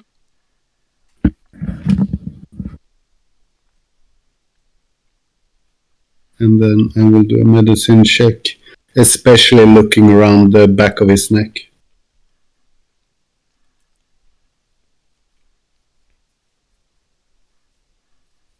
I'm just waiting for to allow me to roll. DM? Mm-hmm. Stefan? Mm-hmm. Yeah. I mean, Stefan is just waiting for the roll, right? Yeah, I so am was I. waiting for the roll. I thought Vargo was going to do a medicine check, really. No. Vargo is not a keen in medicine. I was also busy eating a waffle. Interrupted. Oh well. Oh, waffles. Lunan, you've actually passed your medicine checks before, so looking over Ponty, you now examine the wounds all over his body. He looks like he's been partially drained of a lot of blood. He's very pale. Even though the healing potion has closed and healed his wounds, it does look like he needs some rest before he's going to be back on his feet. He could probably be dragged around, or at least carried between one or two of you at the moment. But if he was to, he's exhausted. He needs a good rest, or potentially a cup of tea made from. I was about to ask. I don't know if anyone actually has any left, but there are a lot of plants in this room. There's an off chance that there might be some of those leaves here. What are they called? Yeah, but what are they called? Yeah, exactly. What are they called? Yeah, don't ask me. Only Stabe leaf, something like that, but I cannot remember. My character wouldn't remember. Let me see my notes. 1 second. Oh, here we go. Mm.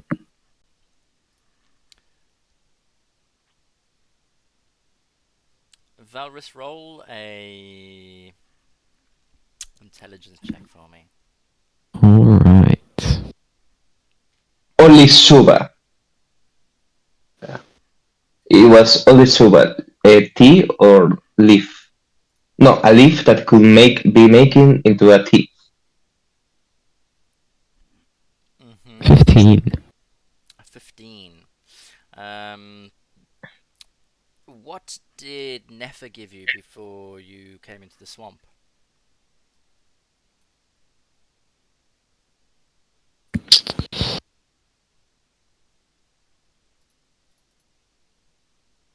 I think it was the same stuff, but I thought I used it all, didn't I?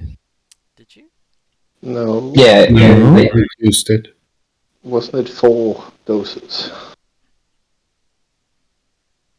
Oh, I might have only written down one. I don't know. I'm asking because I don't know. It was given wild root. That's for poison. Yeah. This It we was were given.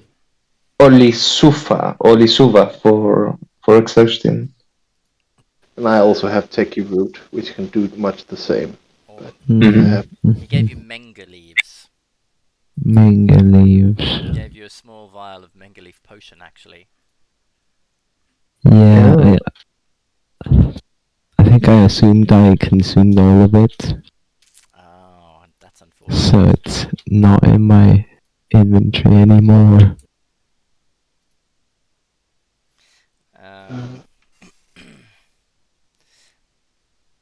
Um, DM question. yes. Are my notes wrong? I thought it was the Olisuva leaf for the exhaustion. That was the one I gave Nefa. But Menkalis was the one that... How are you spelling that? Because I think you've written it down incorrectly. That might be very well be the case. Olisuva. It's spelled Olisuba. You've definitely written that down incorrectly then. It's not a surprise, yeah.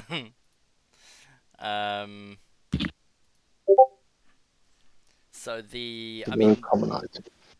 wild root.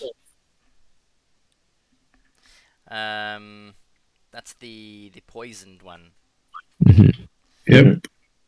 There is the only one I can think you're thinking of is Zabu, but those are mushrooms. Did you add it to your character sheet?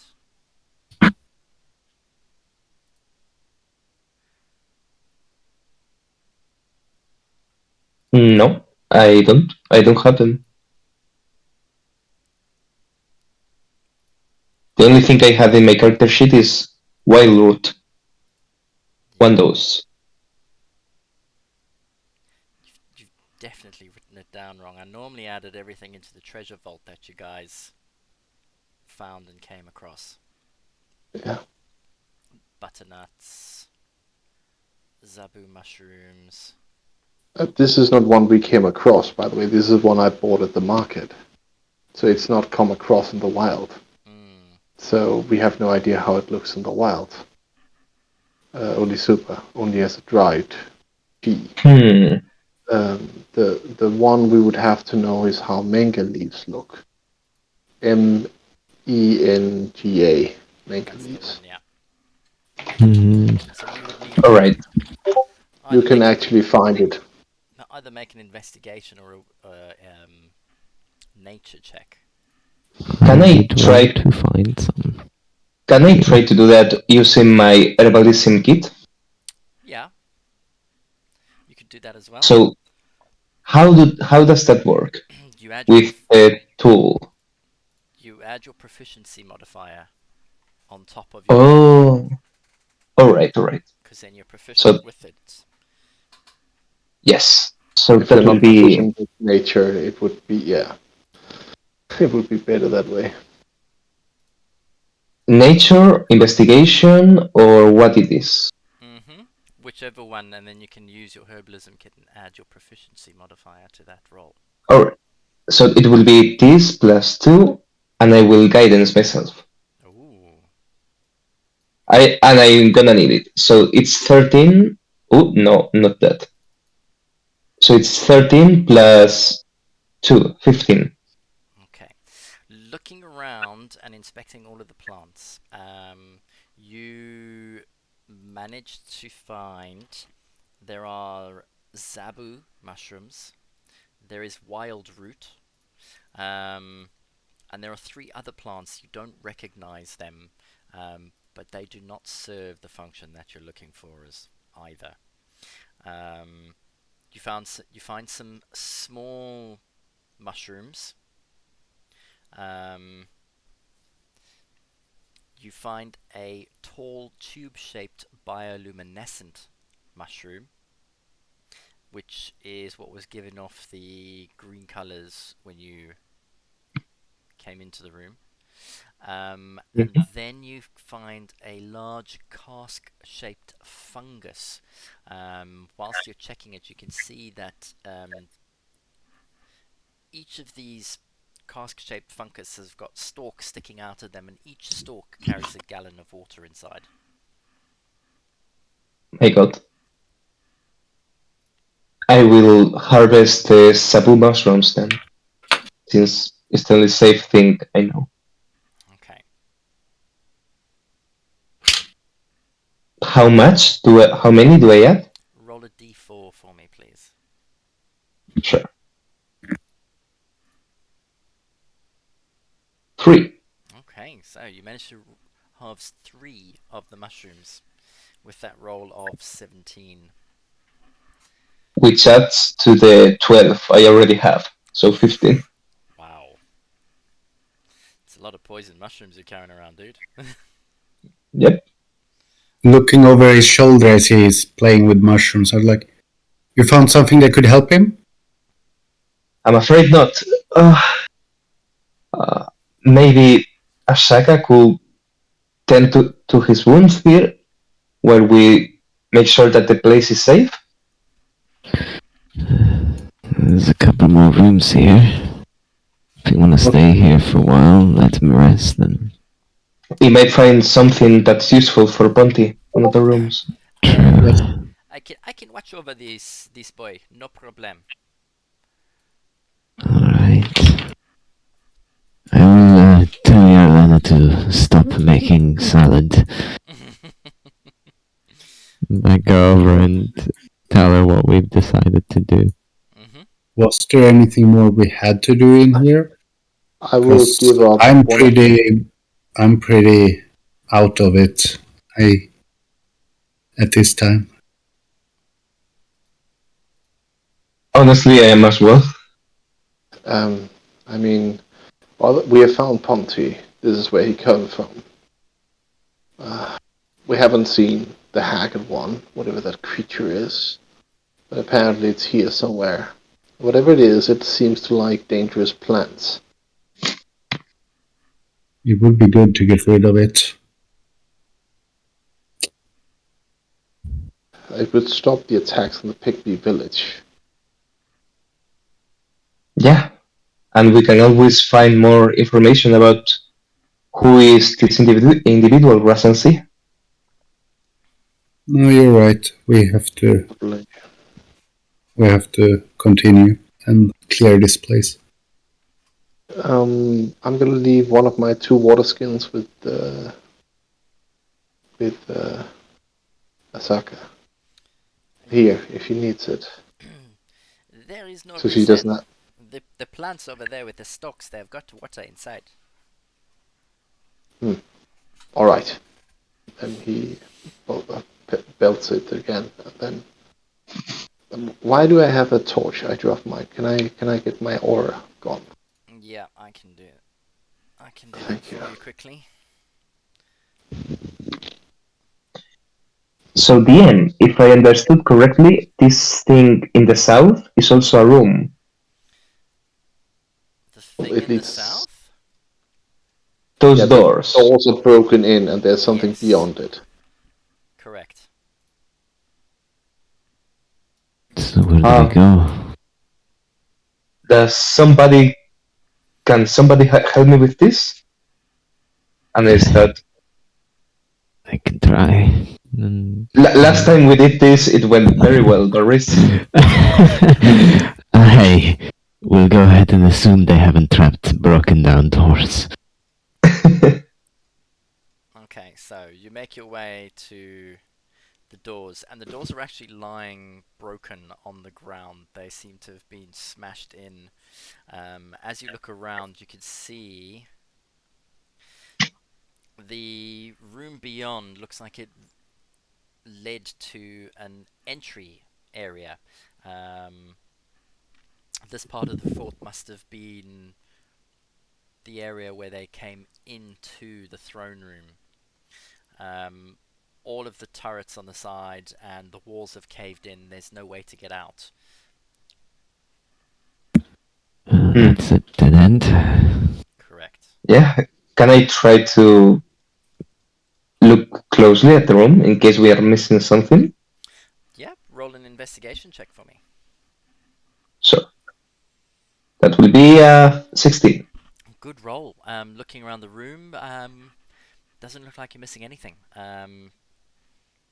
Just looks like the pressure from the swamp and everything has caved everything in. Yeah. Seems empty. Let's go.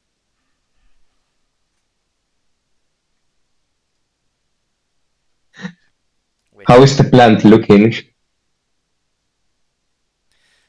What plant? It is plant? sufficiently dead. It is sufficiently killed. It is cuttings on the floor. Like, Hey, that's Done it. some Look. fine work. Look, a shiny throne. Thank you. a what? A shiny throne. It had gems, I What? think. A What do you shiny. mean it's shiny? And then he notices the 5 gems on it, the 5 blue gems. Oh, let's have a closer look. Sort of Okay. Wait, stare before that, let's look for traps. No. Dustin Do you want to makes. contest? Do you want to make a contest initiative roll to see if you get to say that before Dustin has already tried to grab them? Hell yeah. With my 18. Mine is lagging crazily. Oh no. Let's see, 15. 15. As Dustin, as you walk over and you're about to reach out, you hear this check for traps from below you. And Dustin stops, sort of like, and looks around the throne, like without moving from where he's standing, sort of like leaning to the left and then to the right. Like he doesn't even know what he's looking for because the gems are so distracting. But he is stopped where he is now, sort of like just examining it. Okay. Looking at the throne in front of you, the throne itself is in quite good condition. It looks as if it's actually made out of ebony, which is quite a very hard, rare wood. Oh, The triangle is made up of 12 sapphires. Um, they're not large, but together they look like they are quite big. Are you just going to stand in front, or are you going to walk around and look at it?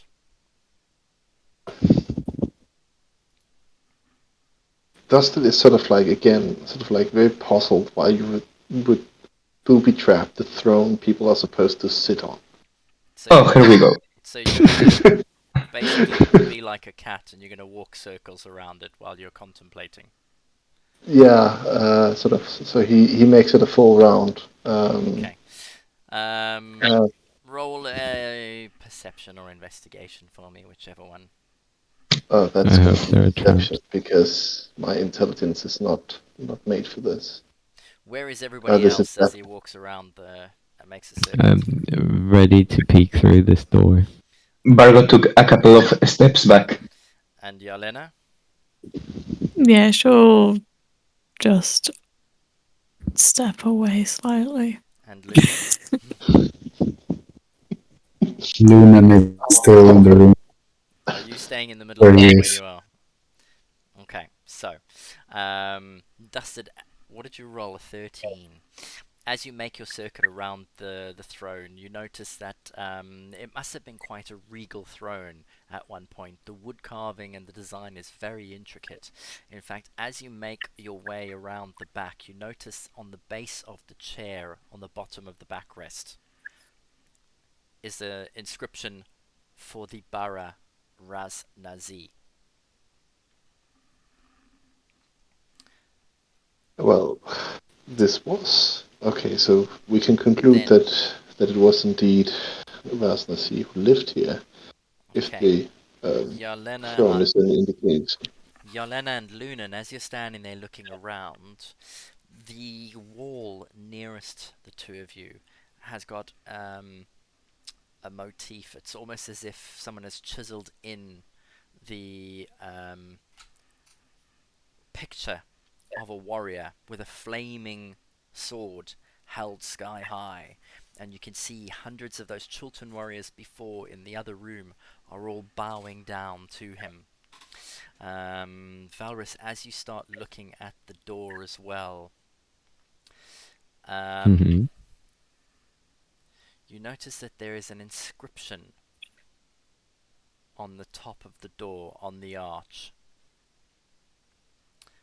which says, "Those worthy of Ubtao should enter."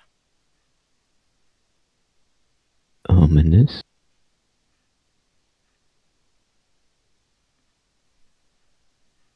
But slightly worrying. Where to next? Huh. Dustin, are you gonna do what I think you're gonna do? Dustin is a little distracted because there's a lot of information going around him. Even with the shinies, it's still very interesting because it's cultural relevance to himself. So he's a little bit sort of like looking in this direction.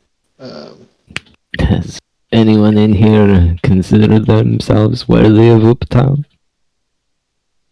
What do you, with your Hooptown? I would say that only Asaka is. Wait, what was that key you had? Was that something to do with Hooptown? No, it was Mesro. Ah, Yes, one of many. Hmm. Inspecting the door on the north of the front, DM, from where I am, is it possible? I mean, yeah, you're what, 10, 15 feet away. The door looks like it's stone, like the other doors. It's closed. Alright. Does the one next to me appear to be trapped in any way? Roll an investigation check for me.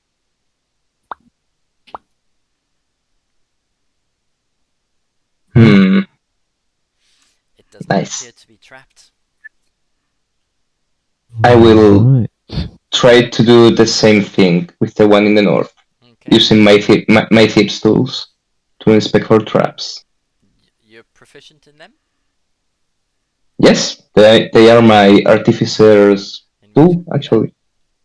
yeah, you should be. So in which case, go ahead and roll, Alright. and you can It add will be that plus 2, 10. so 10. Yep. Yeah. The door doesn't appear to be trapped. Both seem to be safe. Well, here goes nothing. Perhaps I'm worthy. And Yep. I will slowly attempt to open the door. Okay. Yeah. As you put your hand to the latch, Valrus, Vargo, what are you doing? The same thing with the one in the north. Okay. Let's start with Valrus then, shall we? Valrus, you put your hand to the door. It is a solid stone door, but it slowly gives and it swings ever so slowly inwards. And as it does in front of you, I should really just choose this, shouldn't I? You notice that it opens up into a corridor. 10. You are in dim light, so I'm only going to give you that much.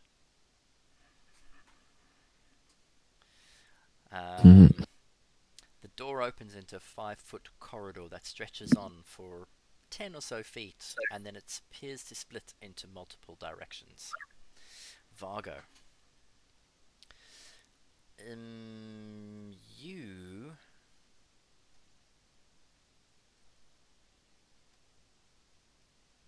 open the door, and it too opens into a 10-foot wide corridor, a 5-foot wide corridor, sorry, both of you. And it appears to lead into a room, a plush, well-maintained room, or at least the furniture in here was once well-maintained. Whichever direction you want, guys.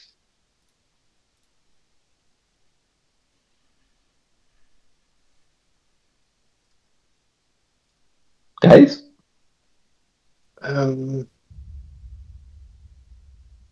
Dust is gonna skitter over here. Would the throne not lead us to something more interesting? Well, we have to scout out the whole place anyways. Make sure it's safe. I suppose so. Alright. Check for more This- salads. This strange Uptar inscription intrigues me. We don't have any relics related to Uptar, do we? I do not believe so. I have an idea. Those worthy of Uftao. Does something happen if I sit in the throne, DM? Oh god. Oh, roll perception check for me. Oh shit. Perception. Yeah, that's 15. So you take a seat, and as you do, it almost, you can see the whole of the throne room. Directly down to your left, you can see down the corridor where Valrus is standing. From this vantage, you almost feel as if you are the ruler of this fortress. Other than a soggy bottom from the mouldy cushion, nothing else appears to be happening. It's a good seat. What are you looking at? It's comfortable. Feel like the king yet? Nah, but I'm hoping something to happen. You guys were asking if we had any items of Tau. You know that I wear the ring of Tau. No, I don't, because I'm an idiot. I didn't. Go ahead. Julius? Yes, I step aside, bow, and point towards the passageway. Dustin forgoes his instinct to just run in instantly for Lumen. Just Created a corridor for Lunan. As the honor guard steps aside, Lunan, are you going to walk down the corridor? Yes, but I will cast light on my ring and disappear from Vargo. Okay. Understandable. But I will hand him a torch in case he wants. Mm-hmm. Thank you very much. Okay. I will pull out my shield. Lunan, go ahead There. and move into the room then, would you? There we go. Was planning to put on but it doesn't work very well. You can move me just beyond the door frame because it's lagging too much for me to do anything. Now, Lunan has his own source of light. Yeah. So, He's one step over the threshold. as you move into the room, let's give you... I will just follow your stream now. Mine is crashing. Oh. So, you slowly step into the room, and in front of you, 10 feet ahead, the corridor branches left and right. It continues for another 20 feet and branches right at the end and left immediately again. I will step forward the two squares to cross it. Okay. Is it possible to roll an intelligence check already to guess what this is? From Have a where you're think. standing, you can't... You No. won't have a clue. Okay, so let's say... You think it's gonna be a nice maze? Yeah, it seems like a maze, guys. Considering the mazes we have coming across whenever we mention Uptau. It's kind of obvious, I think, at Yeah, this point. that's why only those worthy of Upta might. Oh god. Upta was akin to traps, also, I think. Yes. Let's walk with our eyes open, guys.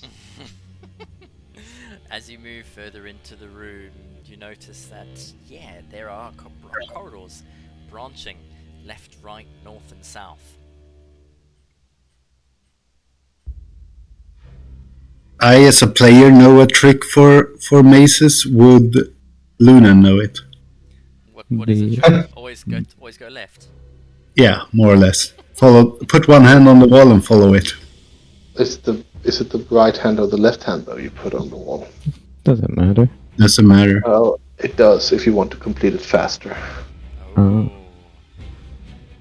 Luna will know. But Okay. So where you going? See, put both hands out to double the speed. Yeah. My god. Or carry a dagger, a knife. Lunan has the ring gives him the ability to have advantage on survival. Would it be possible to roll some sort of survival type of maze, looking around type of deal? If he can feel a draft or something like that that could guide him? You could try. You can certainly try. I'm not going to stop you. Or do we all just go random? I'm not sure if I can roll just practically. I don't think. Oh, now it might be working actually. Oh, I'm moving a cat all of a sudden. Oh, I trust you, Lunan. Okay, let's just go with it. let's See just what get happens. dusted in Yeah. there instead of Lunan. Just like Let's just keep an eye open for traps as we go. Okay. As you get there, the corridor branches down and around. Are you going to take a look around the corner? Oh, you seem to have lost him. No, I'm here. I've moved. Are you going to take a look around? Yes, I will look around. Okay, so towards the edge of the light, as you look around the corner, you notice that the corridor continues on.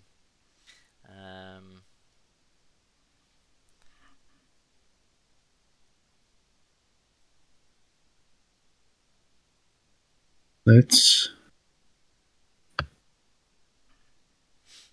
What happens? Alright, you move further down into the corridor. And you notice that it comes to an end further down in the distance.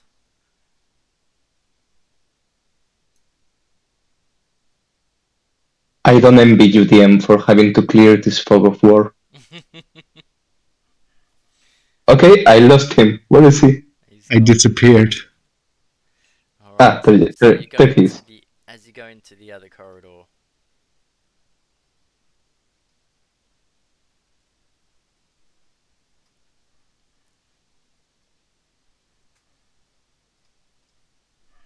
You notice it turns down and around.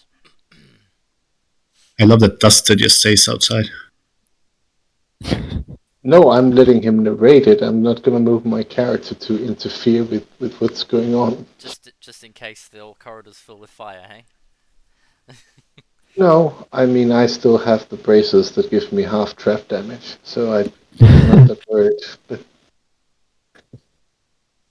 Alright, as you get down to the corner of the corridor, you notice that it turns and branches up ahead.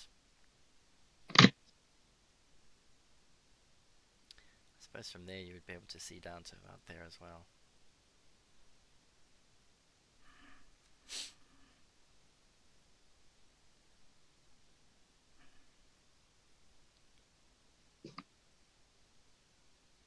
So I move 2 squares down. Okay. My D&D Beyond takes longer to update than your Twitch. Oh wait, is the person that cannot look at the app guiding us? Yep. Nice. we don't only have low wisdom in the game. I like it. So So you blind leading move. the blind, I'm literally. Yes. blind leading the blind. Perfect saying. The corridor branches off left and right ahead. I would like to go to the western direction. So to the right. Okay. So as you do, how many squares down around the corner? To the edge of the map? One to the right and then peeking around the corner. Oh, well, everyone else has pushed you all the way down, so... Okay. You move into the corridor and you peek around the corner. As you look around in front of you, what you see standing ahead is a pedestal. And resting on the pedestal, a foot above it, floating in the air, is a large blue orb. There is text written on the pedestal, and it says, "One worthy of Ubtao should be hard to deceive."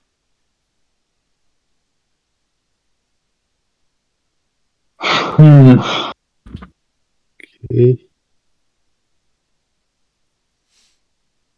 Virgo, do you know what this could mean?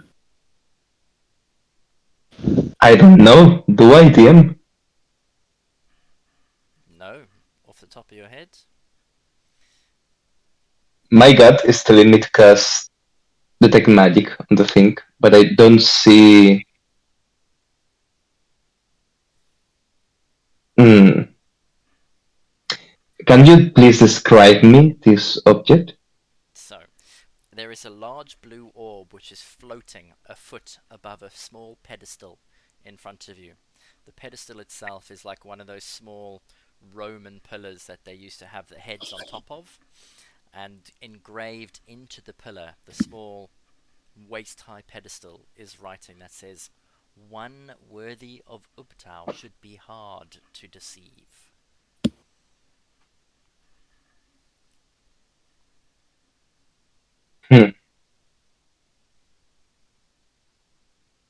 Maybe we should get a grasp of the place before we take any actions. But if you want to do anything, please be my guest. No, I think it's good if we know what else is in here. Do you want to look around? I think it'd be best. I think it is a good idea, yeah. By the way, I love that Dusted and Yerlena are playing their own game. No, but I was going to ask if Jelena had followed them or started to wander, because Dustin has surely started to wander at this point. I think she probably would have. I mean, Put we your are tokens wherever you definitely want not. to then. So Dustin would have definitely wandered this way because no one went that way. Okay, Dusted. As you do, you peek around the corner. I think he's almost like skidding around. Okay, Yalena, just where are you so- going to wander to? So he's not looking; he's just moving. Hold on, I'm gonna odd foot And up. Lunan, if you're moving elsewhere, move your token. Okay. Okay. This For way. now, I think I will just. I might peek down the eastern option. Okay, from where your character is standing, that's what you see. If you want to peek down, then move across past Fargo. Yeah, no, but down to the corner. I think I can. Maybe. There you go. There we go. A crossbow bolt in the stomach. Yarlena? Dusted? Oh, Moves Dusted moves over into there, okay. Yarlena into the moves from there. darkness. Oh, so I think that now if a character moves onto the fog, it disappears. Yeah, I disappeared. Yeah. Right. Oh, Yarlena, do you peek around the corner? She does peek around the corner. Okay. In which case, Dusted, Oh my god. as you peek around the corner, in front of you is a waist-high pillar. It's a stone pillar, almost like those Roman pillars that have been made. And a foot hovering above the top of the flat surface of the pillar is a red orb. The orb itself is still, but on the pillar is written, "One worthy of Ubtao should have the strength of his children." Yarlena, as you peek around the corner, you too notice a stone pillar intricately carved and made, resting. It stops about waist high, and resting a foot off it, hovering above, is a yellow orb. And on the pillar engraved on the top reads, "One worthy of Ubtao should have the courage to face one's fears." Mm-hmm. Lunan, Vargo, and Velrus. Keep going.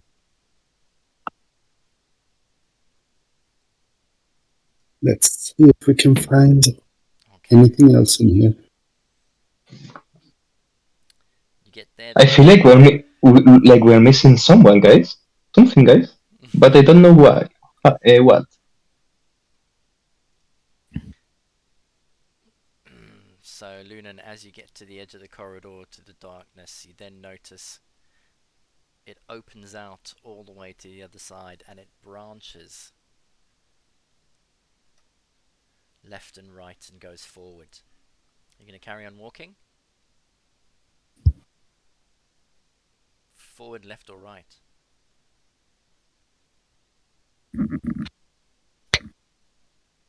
Hmm. No. I will take one step forward to begin with. Okay.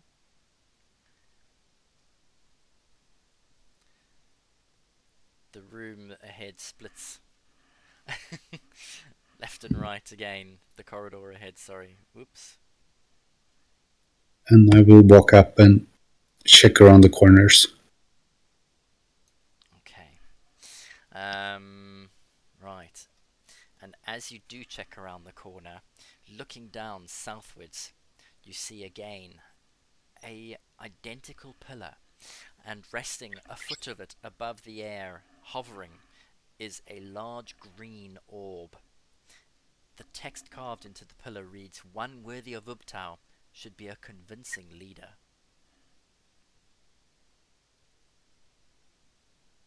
Okay. You carry on walking?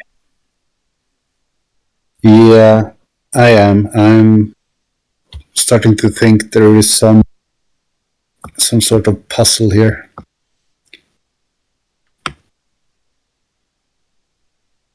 Should we spread out to investigate the rest of the maze quicker? Oh no, I don't. I will not split the party. That would be foolish. He says that the party's already split into 3 teams. mhm.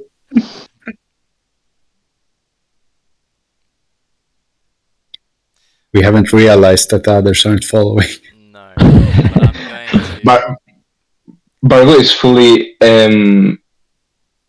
believing that people are following behind Barris. Alright, so. You check every nook and cranny. Valrus, when peeking down the corridor, you actually also spot another corner around, and there is a door on the bottom there that exits.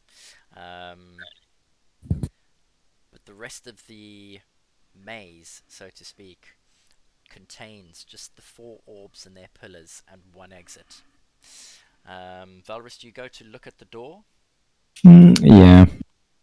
Okay. As you do, there is an inscription above the door frame which reads, "One worthy of Ubtao may enter." Another one of these.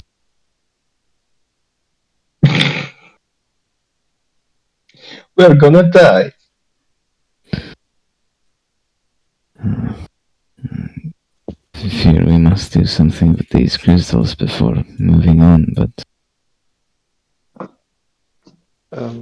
Jalena, could you? Oh, sorry, Stefan. Could you repeat the one that Jalena had?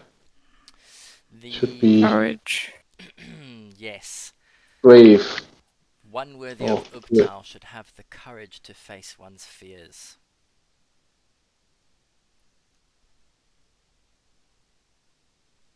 Hmm.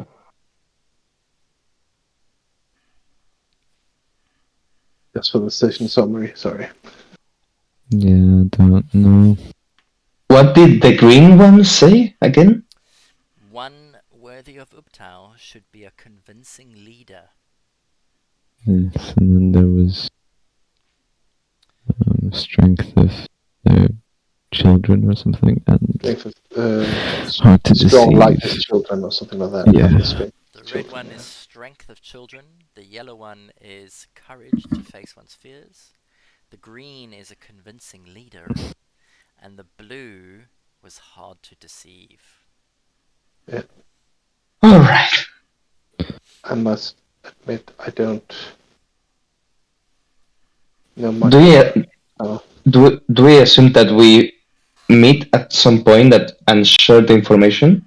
You tell me, do you walk around until you find the others and share information?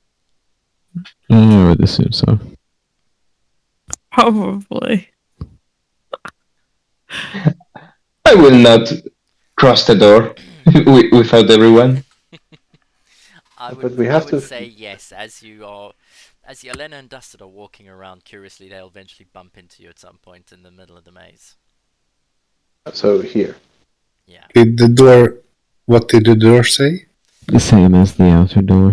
One worthy So of someone that Ubtao is may worthy of enter. Uptal may enter. And did we try to open it? No. What makes somebody worthy of Uptao? I mean, yeah, that's the crystals we question. found. Well, guys, I certainly don't have the strength, nor the wisdom, nor the charisma to do this task. But you have a book, don't you, about this place, like Jolt. Surely there must be something that tells you something about Uptal in it. I do have a book about Uftao. Don't know if it necessarily will help with this, but let me check. I'm checking. Mm-hmm. That's it. Which book are you reading? I have a random book about Uftao. Okay.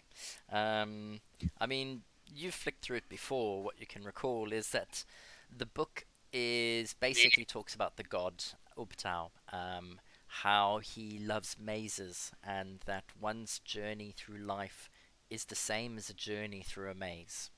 You often come up against dead ends. There's not a lot about tests and courage and strength in the book at all that you can recall reading. I think the next logical step will be know if the door asks something of us. No, but if we have traced through all this and found a lot of dead ends with these riddles, we should have the courage to just step through the door, shouldn't we? We shouldn't be deceived by the maze, and we shouldn't. I mean, isn't it then just to push the door open, I suppose? One can certainly try. That would be awfully simplistic, but I see your point. Dustin is convinced that this is the solution. He's just gonna storm up here and do it. You see, Lunan, I think all parties need a Dustin Clinton. Just kill me. Are you going to try and open the door? he's gonna assume that to be worthy, one just has to take the leap of faith, yeah, and do it. Okay, so are you going to try and open the door? That is correct. How are you going to do this? God, well, is there a handle? There is a handle.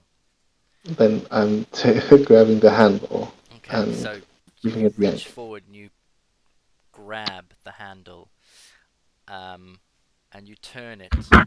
It doesn't appear locked, but as you push or pull it, the door just doesn't budge.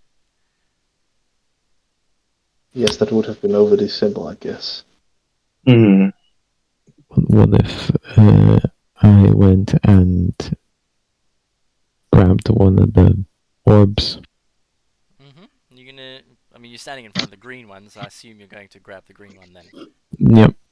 Alright. The green one was the convincing leader, I guess. Valrus, where you're standing, you reach out, and as soon as you touch the green orb, a little flash of light appears from within, and the orb starts moving. It starts spinning on its axis, and then out of the corner of your eye, you notice a large Chultan gladiator appears out of thin air. He's wearing just a small arena skirt. He's carrying a big sword in his hands, and he's standing as if he's guarding the corridor. And he looks at you.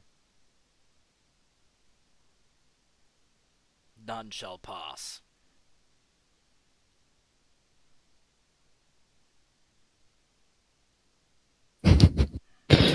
I'll call out to the others.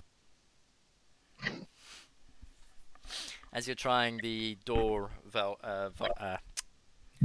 Dusted, Uh, you all hear Valrus. Help! Hello!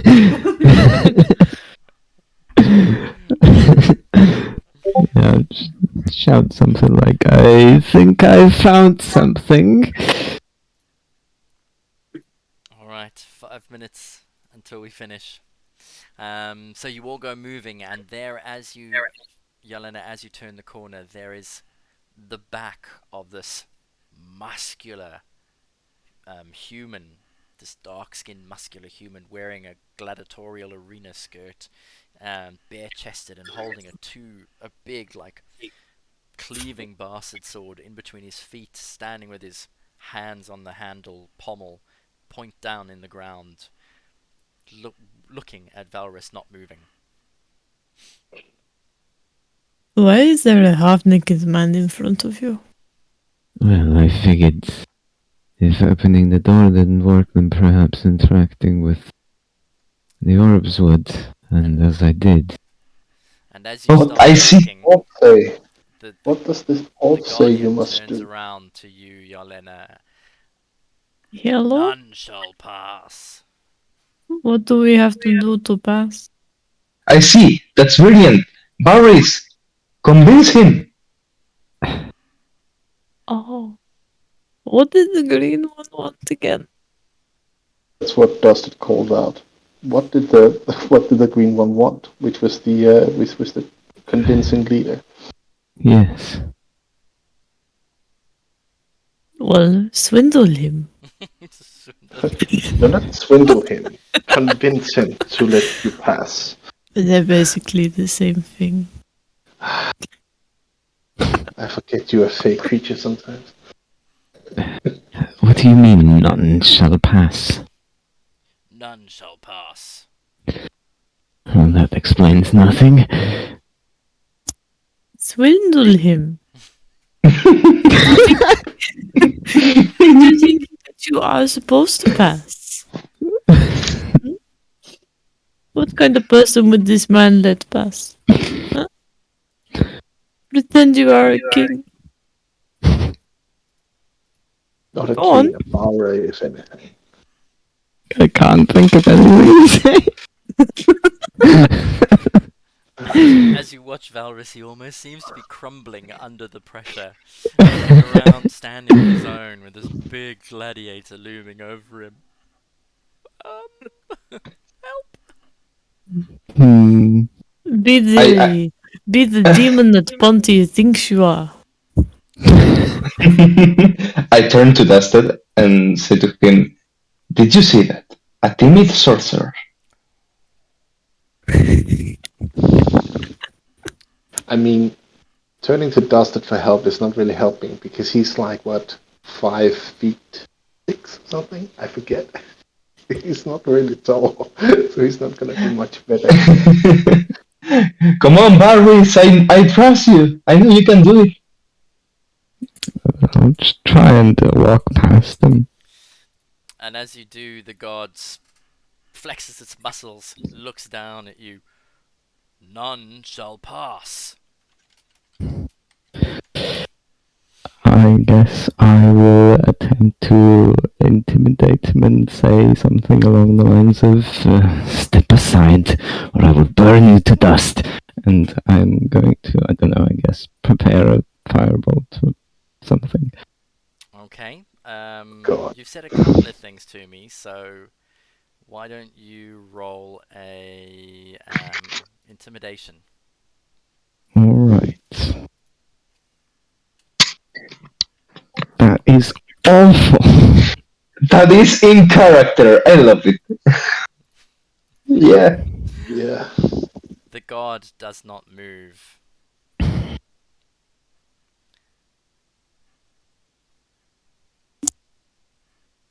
But then you are his commander? Going to fight the dragon.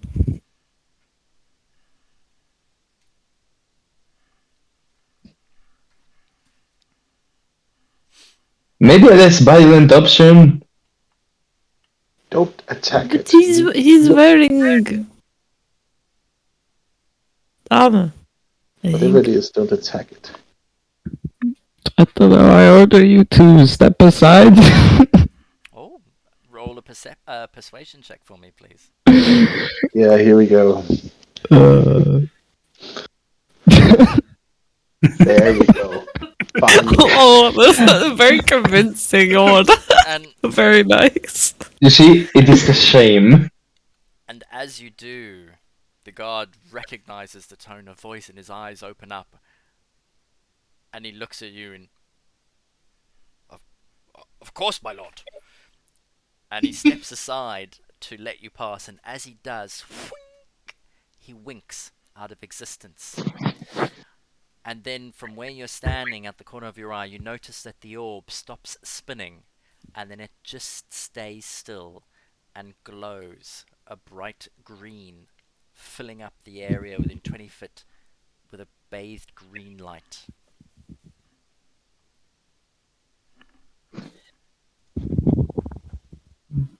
That works, I suppose. And I just have to say it's 30 past now. Yes. Okay, well, we will end our session there then with Valrus rolling a 25. Rolling some balls. Very nice. Sorry. Good job, Valrus. So, for the purposes of anyone watching, we are going to be back in 2 weeks' time with our campaign. Yeah. I'm going to say goodbye to them.